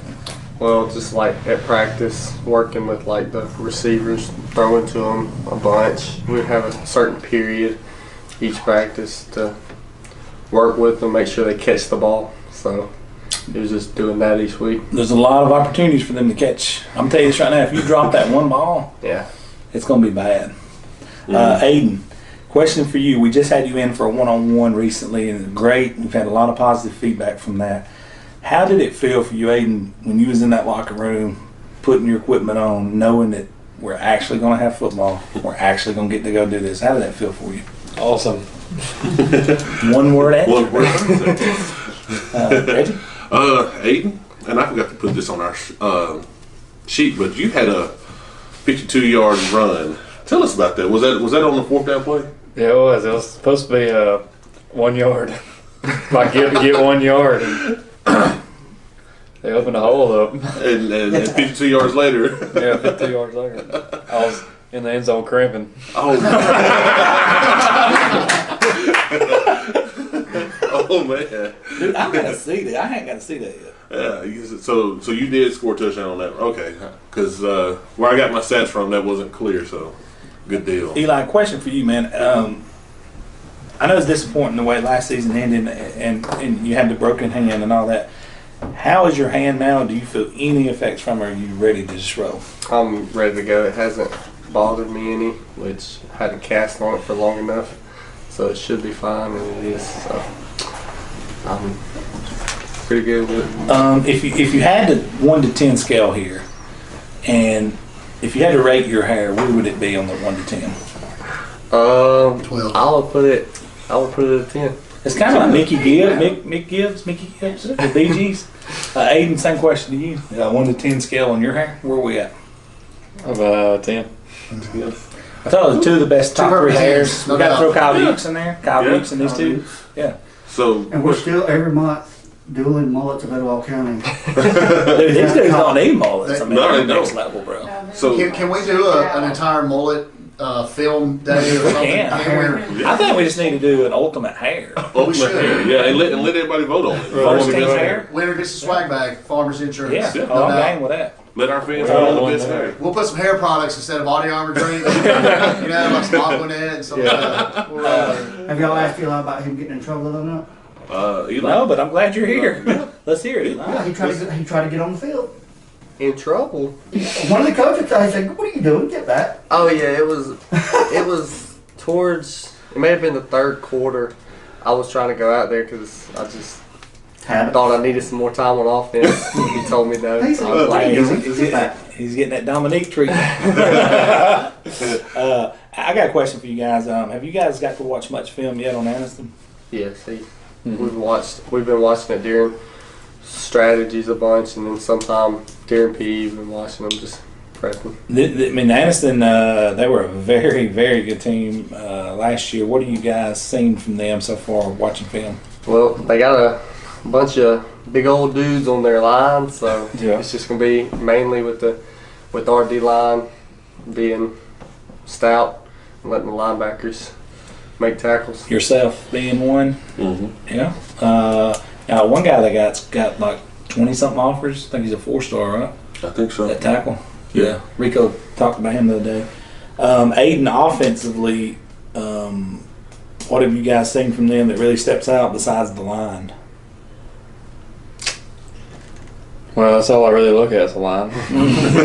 So I just look at what I'm supposed to go up against. Hey, nothing wrong with that. Good answer. I mean, their quarterback's the main runner. I got you. So Welburn did a pretty good job defending them. I'm sure y'all got to see some good stuff on that. Josh, Peanut Gallery Josh over there. Aiden has not watched Mornings with Martin yet, so we got to call him out on that. Whoa. Eli, go ahead and say I hadn't either. No? You haven't watched it either. Man, y'all got a coach's show and y'all haven't watched it. It could be Neither random. one of them leave a social media footprint No, to speak of. that's true. Yeah. That's true. Not even YouTube? I mean, yeah, me too. But I just didn't. I didn't. I'm trying to help y'all guys out. That's where it's posted, man. YouTube. Yeah. I didn't even think about it. I love it. All right, guys. Being 1-0, moving forward in the Zaniston game. Talk about your mindset and how good it feels to have football back and what it means to you to be 1-0. Well, it feels good because at the beginning of the season we were going to think that we weren't going to have a season because of all this, and it wasn't going on. And then we got to play, which it was kind of weird, having to wear masks and stuff. But it was nice being able to play and probably many more, hopefully many more. So, Aiden? Yeah, just we pretty much getting used to it by now, wearing them. But some games, I mean, like our coach said that the refs, they run the game. So if we're supposed to wear the mask, it's up to them. So I don't know if any of the ones on the sidelines wore them, but I do have one question. Are they going to allow the face shield, like the clear face shields, or something like that now? They said something about it. They actually have one that's supposed to be a COVID prevention. Yeah, Josh I saw Niblett Shut has put one out. Yeah, Josh Niblett had a video on it. And I was just wondering if, because wearing a mask as opposed to having that face shield, because a lot of people wore the face shields just for looks, the tent. I would much rather have that shield as opposed to a mask. Some people don't. Some people And I don't know have you guys anything. would. I know a few teams that we covered that didn't have anything on. Okay. Yeah, that's true. I kind of like where their head was, but it ain't up to me. So, anyways, anybody else got anything, Josh? No? You just asked Martin? Yeah. On Martin. Josh, if you had to rate their hair, what are we looking at right now? We're looking at 2 10s right there. I like where your head's at. But you know what? I would go down to a 5 because they don't watch Mornings with Martin. Yeah. Ouch. Oh, got him right there. He's just playing with y'all. Yeah, I'm guys, just thank you guys so much for making the trip. Make sure you got your shirts and get you something to eat before you leave. Thank you. All right, our next game brings us into the Clay Central Vols, who's coming off a massive win, 35-0 over Chilton County. We got Mr. Danny Horn, disciple Joshua Abercrombie in-house here today to talk about his beloved Vols. And Josh, you've had some contact with the coaches, especially Chase this week. And yeah. Where's the helmet at? Oh, yeah. Pardon me while Josh starts talking. Actually, buddy, go ahead and grab that for us. This is a little thing of beauty right here we got to put up. Yeah. This was handed to Joshua Abercrombie from Danny Horn himself, so it means a lot to this young man. Go ahead, Josh. Where were we? The offense. I talked with Coach Horn, Chase Horn, Saturday morning. I don't know how they slipped it past me, but somehow they were able to keep it secret. But because I was down there, and I never seen them practicing it, but it looks good. It's they don't do it for the whole game, but it's just another arrow in the quiver. But they did a hurry up, no huddle, and did it well. And I was very impressed. For Danny Horn to do a hurry up, no huddle. That's Does that mean he's? What does that mean in terms of changing with the styles? Coach Danny Horn is old school, but he knows to let loose the reins sometimes. And Chase Horn, as a matter of fact, Chase Horn has a block of his play calling sheet dedicated to Dad's place. And that consists of the wishbone. Well, it's not the wishbone; it's the bone. Oh, the bone. I've never heard them call it the wishbone. It's always the bone. But yeah, he said, Dad will come over and say, run that one, and he don't know he may not say the complete name, but he said, I know what he's talking about. Run that one we did against Briarwood. Yeah. I'm serious. Am I right? Yeah, I mean, he knows. Run that one we did against Briarwood that we scored on. And it's about 10 dad plays that he has. But the 35-0, obviously their defense. Their defensive line looks amazing. Amazing. And they've got a really talented linebacking core you're looking at Jaheim McLemore. Gotcha. Learn that name because you're going to hear it a lot. Very talented. But Danny Horn's always going to have a good defense. Yeah. Oh, yeah. Yeah, he's the type of guy you could drop him off in some island somewhere out in the middle of the Pacific, and he's going to scrounge up the defense. He'll scrounge up 11 guy that'll set the edge and hey, hit you. That'll hit you. Yeah. I'll tell you that. Now, offensively, they have an emerging star at running back, Josh. You got to see this young man run some. Can you talk about that young man some? Yeah, last year we kind of joked around they had the Thunder and Thunder. Yeah. But Elisha McNeil is a boy. You're always going to miss players like Quentin and JD, but they're not hurting at running back. Let's just say that. His vision is what I, really enjoyed watching. Was he's got great field vision. He's fast. He hits the hole, hits it fast, hits it hard, and in and out like a bank robber. No doubt. Interesting. I like it. We, just in having center point here today, and Tara brought this helmet up. And it was like kryptonite to Coach Bates. He's like, get that out of here, get that out of here. Yeah. But he also said this is, those guys this come from center point coaches. They're like, man, what can you say about them? Back-to-back state champions, and they do it the right way. They do it an old school way that a lot of programs would love to be in the situation they are. Yeah. But a lot of teams don't put in the work that Central Clay does. And this 35-0 victory to me is that's what you expect out of them. You can put them in the South, you can put them in the North, it don't matter. Yeah. They're winners, period. They no disrespect to the guys that just graduated, because those are unbelievable football players. Yes. But the names change, the results stay the same. Yeah. And, I got to looking at, and I don't want to look too far ahead, but I'm about to look really far ahead. We're talking playoffs. Don't jinx them. I'm just saying there's a possibility. Do y'all know who has the most consecutive wins right now? UMS right. UMS right. You know where they at? They're in 5A South. 5A South. Now they're at 34. There is a potential UMS right Central Clay matchup in the playoffs. And if Danny Horn wins, he protects his record. And I hope if the record's intact when UMS right gets there. Then, no, we're not going to say that. We'll save that for another video. There's another well, team. There's a team not too far behind UMS. There's another team marching up that chain, but right behind them. I think they're right behind them. We're not going to talk about that right now. You will get in trouble for that. Yeah. We're going to shut this one down. Yeah. All right, our next game on the menu tonight is the Gadsden City and Etowah. Gadsden City came away with a 34-0 victory. Buddy and I were both at that game. Buddy, talk to us about some of the things you saw from Etowah. Well, early on, Gadsden City, they jumped up pretty quick with a score, and I think that defensively they had some looks that they hadn't seen before, maybe from Gadsden City, and they got a new coach. They've got to sync together, and it's going to take a little time. We're not going to write Etowah off at all. They've got a lot of great athletes. Coach Locke, he's going to do a great job there. I just think that Gadsden City came out and in full force, ready to play, and they never looked back. No, those guys, they came out. They had a chip on their shoulder for one thing.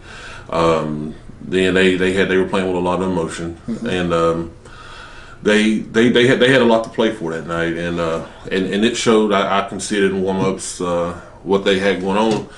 But like I said, I think they had more of a chip on their shoulder because they kind of gave our friend Teddy Couch a lot of grief about his power rankings, and they didn't like that too well, and so they had a lot to prove. You know, you look at just the mindset of Gadsden City. That's a completely different team from last year. It is, absolutely, and I noticed that too. Even in the warm-ups, they seemed like they were on a mission. They stayed focused, and they had a plan going in. They executed that plan. Hats off to Coach Ali for doing a great job with that, having them ready. And those guys were ready to play. I was very impressed. I was. Yeah.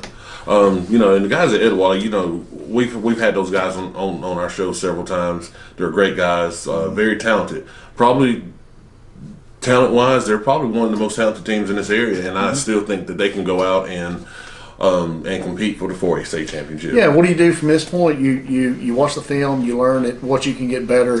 You got the athletes, like you said. You've got plenty of talent on that field. So I think Coach Lott's he's gonna rally his team together. I think he's just all right. Here we go. Here's what we need to do to improve, and we've got the talent to do it. We've got the coaching staff to do it. Let's move forward. Let's put that one behind us, and let's move forward and see what we can do. Yeah, we know we can get some of the adults too to quit bashing the kids on social media. You know, let these kids work. Let them work. That would be great. You know, because you had a guy that played third string quarterback last year. Now he's the starter. It's going to take him some time to get it. It's different from practicing and actually getting in the game. Peanut gallery. You know, the loss of Troop and Stone. Those are two huge starters. Oh, those guys that's taking their place, like you just mentioned.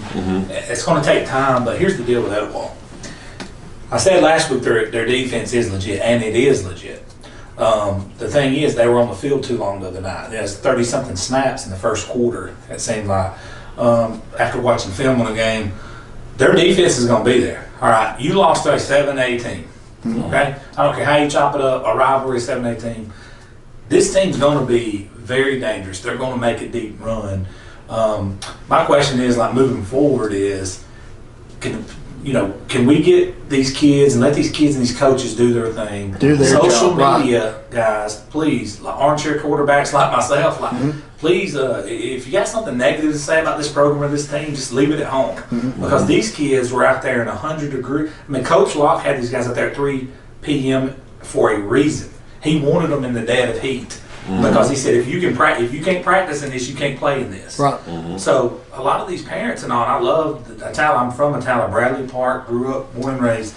Let these coaches coach. Let these kids do what they do. They wasn't out there in this 95-degree with 70-some% humidity like these kids and coaches were. Let them do what they do. Etowah's gonna be fine. I agree because I've actually been a little disgusted by some of the things I've seen. You know, from adults.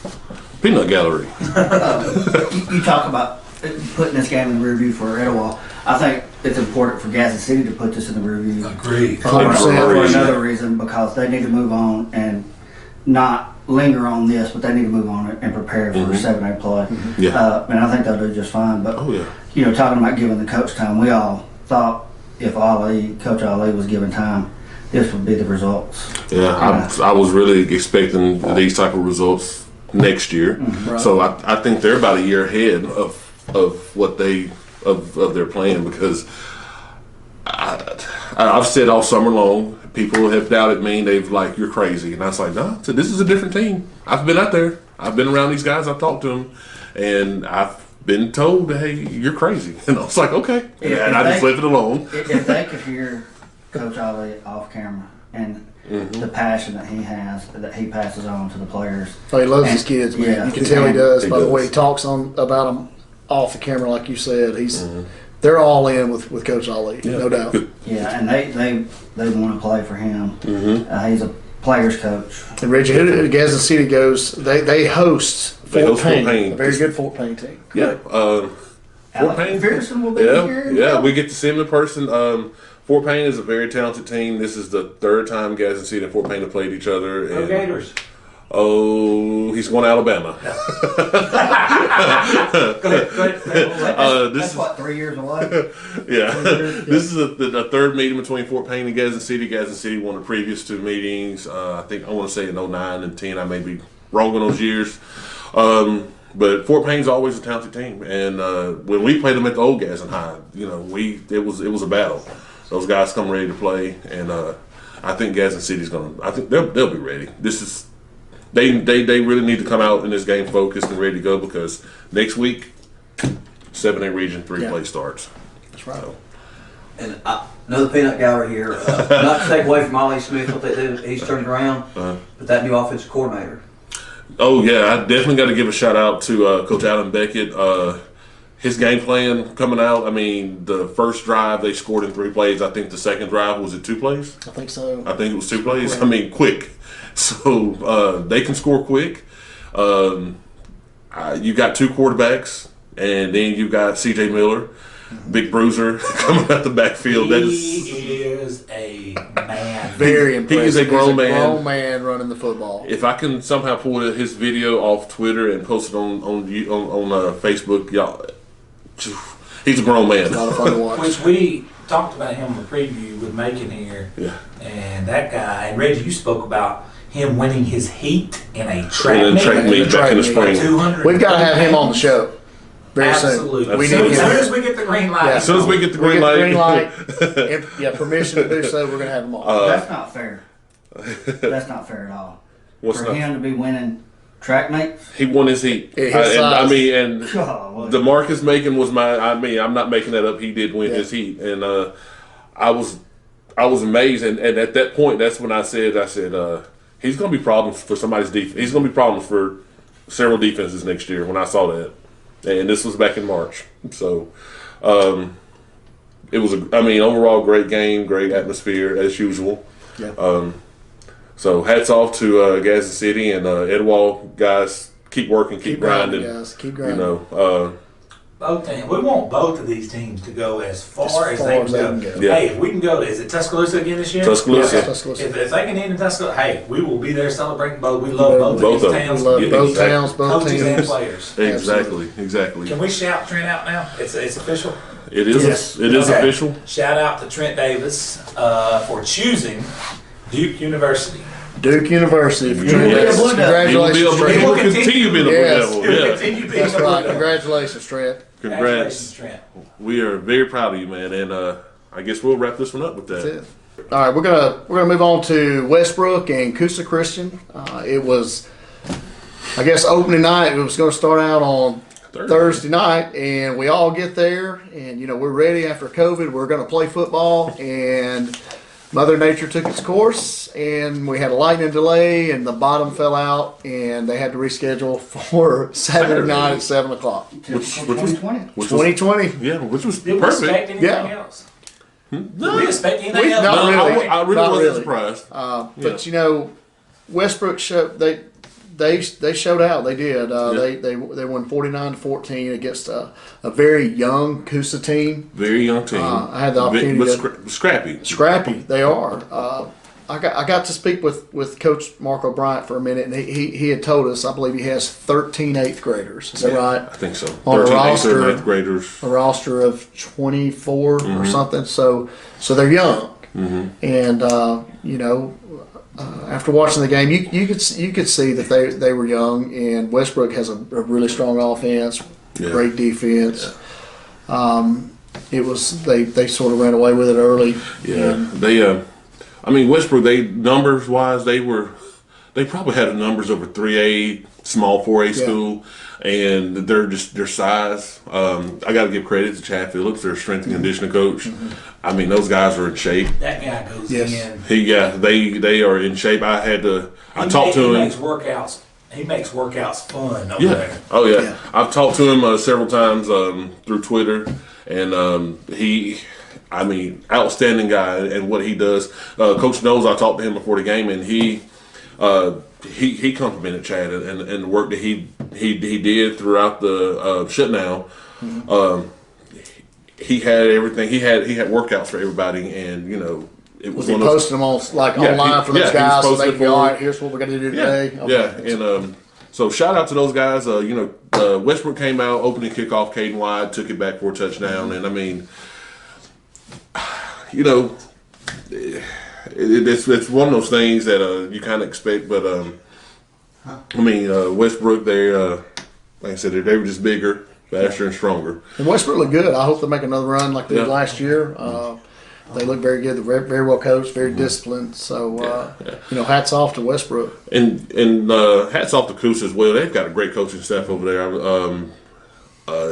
Thomas Skaggs at quarterback. Yeah. He made some plays, but I mean, it's hard to get the ball off when you've got guys twice your size coming at you all quarter. But he made a great touchdown pass to Caden Moore early in the second quarter, and of course Evan Depp made several great catches. So I mean, Coosa, they have a scrappy team. They've got potential. I think once they start playing within their class and start playing in their region, I think they'll be able to compete a lot better. Because Mark O'Brien and those coaches over there, they've got those. They're laying the foundation for a great future. Yeah, so absolutely. hats off to both of those teams. Great game. So the thing about it is they're playing a team with roughly 50 players, and they made it to the second round in 2A last year, and almost made it to the third round. When they 2A, that is loaded last year. Yeah. When we had these guys in, and these are grown men playing for Westbrook. This ain't. Yeah. These are grown men playing for Westbrook that were, like you said, hats off their strength and conditioning coach. And the beautiful part about it is, this is actually a good thing for Coosa, because when Coosa goes and lines up against guys that are relatively their size in team and numbers, hey, I look for some good. Yeah, absolutely. That'd be a different story there. Yeah, I mean, you got Isaiah Cole at running back. He broke free. He's a big. He did. He's a big kid, and he broke free a couple times. He did. He had a nice run to set up that touchdown pass from Thomas, from Skaggs to Moore. I mean, so there's potential there. You could see it there. Yeah. And I think Coosa's going to win some games this year, and they may sneak up and get into the playoffs. Who knows? I mean, like I said, hats off to Coach O'Brien and Dax Nunn and Albert Galloway, all those guys over there. They're doing a great job. They're laying a foundation for a bright future for Coosa. 100%. And we're going to wrap this up and move on to our next game. All right, our next game is going to bring in Oxford. We have the 6A champion versus the 7A champion. The Oxford Yellow Jackets versus Thompson Warriors. Very unique game. Funny story about myself and my wife. My wife actually decided to go to the game with me. So we drive to Montgomery to the Crampton Bowl, getting ready to watch them warm up. And I believe it was J.L. Johnson and Sidney Lanier warming up. And I looked at Misty and I said, man, Oxford, they got some real outstanding new uniforms. This looks totally different from last year. And then I looked at the scoreboard and I said, probably because it's not Oxford. So we're sitting in Montgomery, and I tell Misty that we just overshot the game by an hour. So we got to turn around and drive from the Crampton Bowl back to Alabaster to Thompson Stadium. I'm an idiot, so just call me out. Look no further than me. So that's a funny stat about the story.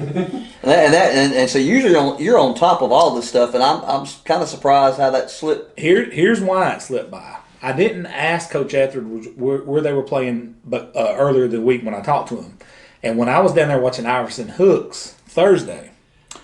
The announcers at the Crampton Bowl said our kickoff classic will be, what's the word they used? Gold. No, they said that the final game of our kickoff classic this year is going to be Oxford versus Thompson. And I thought, obviously that game's going to be played here, right? Wrong? Right? No, wrong. It was in Alabaster. So I called Ty Hunt, brother-in-law of Will Wagden, offensive coordinator of Oxford. Genius offensive mind. It's unbelievable. I made a post about that, and that post has got 12,000 something interactions on it. And Ty's like, no, we're in Alabaster. I was like, thanks, awesome. So let's get in the car, Misty, and drive back north. Funny, you mentioned that, not to interrupt, but I was, of course, obviously at the Ashville game Friday night. Coach Monroe's brother-in-law is principal or assistant principal at Oxford Middle School, and he used to coach on the football team. And we were talking about that game, and he brought up about having to travel down there. So there's some kind of communication. To Crampton Bowl? Yeah. Because I'm telling you, they're advertising it as a kickoff classic game. And they said it in the stadium at Iverson Hooks, and then we're playing, and shout out to Iverson Hooks, by the way. 5 touchdowns and 400 yards of total offense. Pike Road. But with that being said, I was like, dude, that was a second nature. Why would you be advertising a game that's not even in your stadium at your stadium?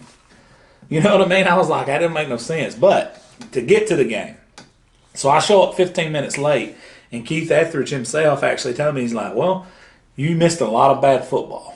Because he's right. But because I think Oxford, it took them a while to realize we can play with these guys. And when they realized they could play with these guys, it was back and forth. Rock Taylor was the best football player on the field from either team. Period. End of story. Trey Higgins, unbelievable. That guy was the best quarterback on the field. Probably the second best player on the field from either team. Looking at Trey's stats, I do believe Trey had over 200 yards rushing. If I'm not mistaken, I can check it out. See, 201 yards rushing for Trey Higgins. He also had 170 yards passing. 4 touchdowns. The guy had a rushing touchdown. He had 5 touchdowns, and we're looking at 300 something total yards. I mean, the guy's unbelievable. Thompson is Thompson, though. I mean, they're loaded to the gills. They got players across the board. They're 7A state champs. They're ranked number 1 in the state. They're ranked top 20 in the nation. What else can you say about them? I mean, and plus two, I think, because see, I forgot about the game being on because it's Saturday night. I'm still thinking high school football Friday night. And I saw something on Facebook that I thought, hey, I need to check. And I skimmed through the TV and found the game. And I think Oxford was down 21-0. Correct. And then Rock scored. Yeah. And then at the half, it's 42-21. I thought, hey, after it was 21-0, they've battled. You're exactly right. They went back and forth with these guys. It reminded you of Rocky IV. It reminded you of Rocky IV. It was like the Russian come out and was just beating on Rocky. And then you had that moment where the Russian got cut. And from that moment on, it was war. And that moment when the Russian got cut was Rock down to the sidelines. I don't know how many yards it was. He scored on a bomb from Trey Higgins. And from Oxford snapped out of it. Now, rewind for a minute. Oxford was down 2 or 3 defensive linemen. One sick, one with a broken hand, a club on his hand, and another gentleman that's out with an ACL strain for 2 or 3 weeks. The names I'm going to be familiar with. We're about to do a Coach Etheridge show. That's coming. But I do know that was the fact. So they were kind of coming in undermanned at that point. During the game, Rock had a slight injury, so they kept him out. But you talk about keep battling. I mean, these guys kept fighting. They didn't lay down. They're not going to lay down. I messaged Cam Etheridge, and I actually posted on his wall on Facebook and said, I didn't know Cam Etheridge was such a good athlete. I know. He caught a couple good passes in that second. He looked like Christian McCaffrey on that screenplay. Yeah. Dude, I was like, this dude's nasty. And Thompson put 42 points up in the first half against Oxford. Mm-hmm. But for the rest of the game, they only got 2 more scores. Right. Correct. So I mean, Oxford proved that they could play with these guys. They got behind and just couldn't. Unfortunately, they just couldn't catch back up. 100%. And I've always watched Coach Wagner, and here's the deal: he was unbelievable at Mumford, and that's when I first seen him.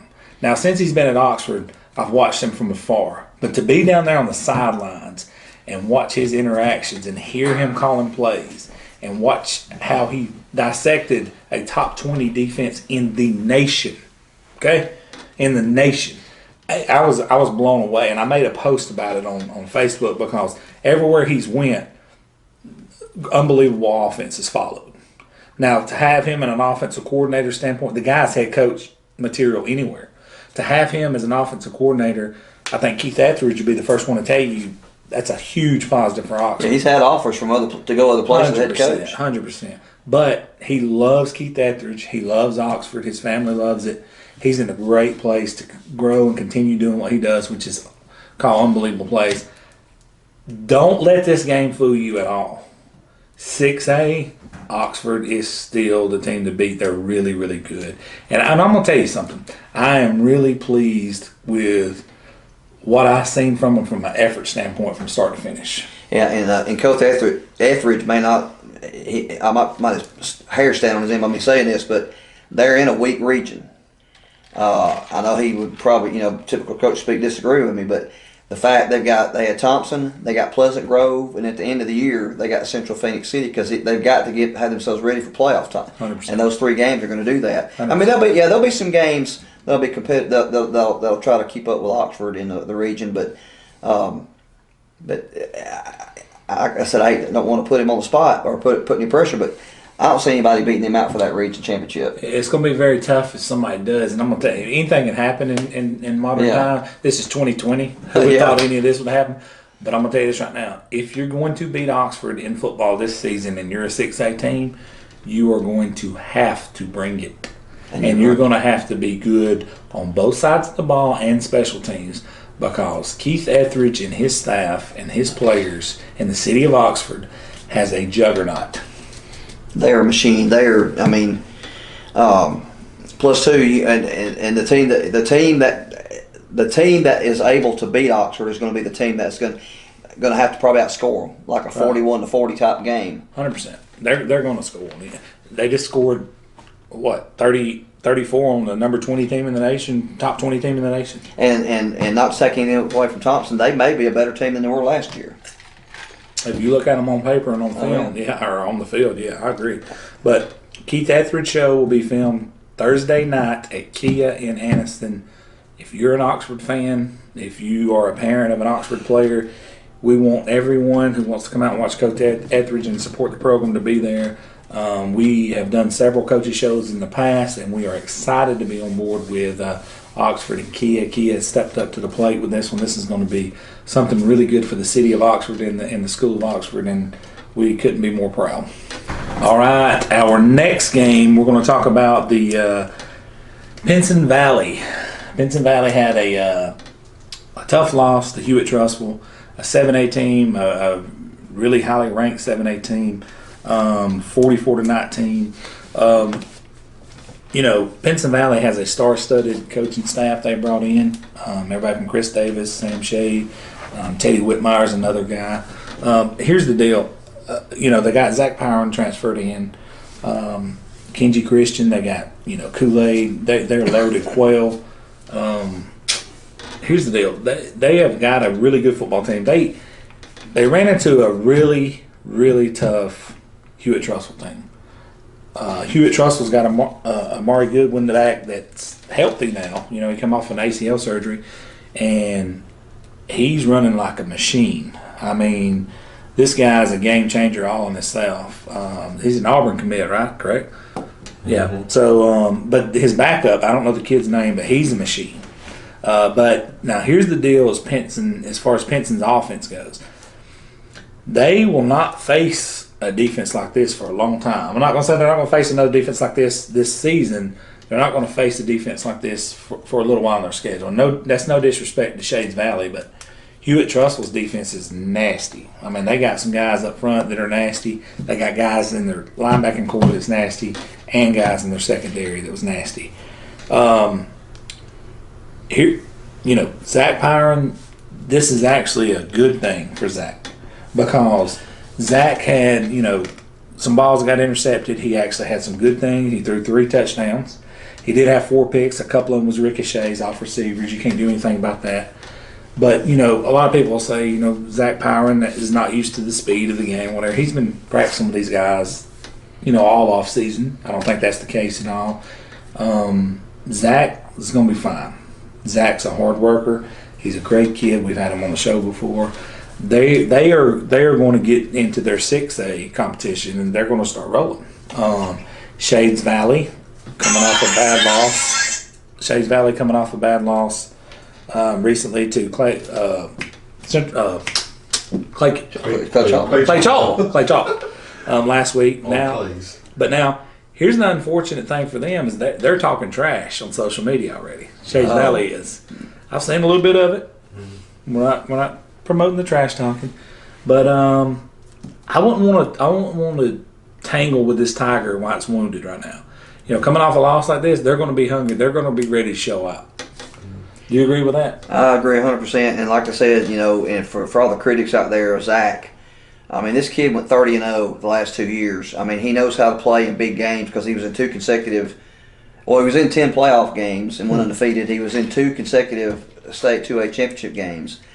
in my opinion, I would equal that to maybe I know it's not going to compare as far as the athletes that he faced other than against Hewitt Trussville. That was just a rare, like you said, he's not going to face a defense like that the rest of the year. Not for a while. But he's a winner, and guys like that know how to, whatever mistakes he made, you can you'll be able to see a difference in him this coming Friday night, win or lose. Now he'll look a lot better because now that he's played that one game, he's got to see what the speed of that level is like, and plus, like you said, now and who does may have missed it. Pinson, they play this week. They play Shades Valley. Okay, Shades Valley, and Shades Valley, they're 6A. They're coming off a loss.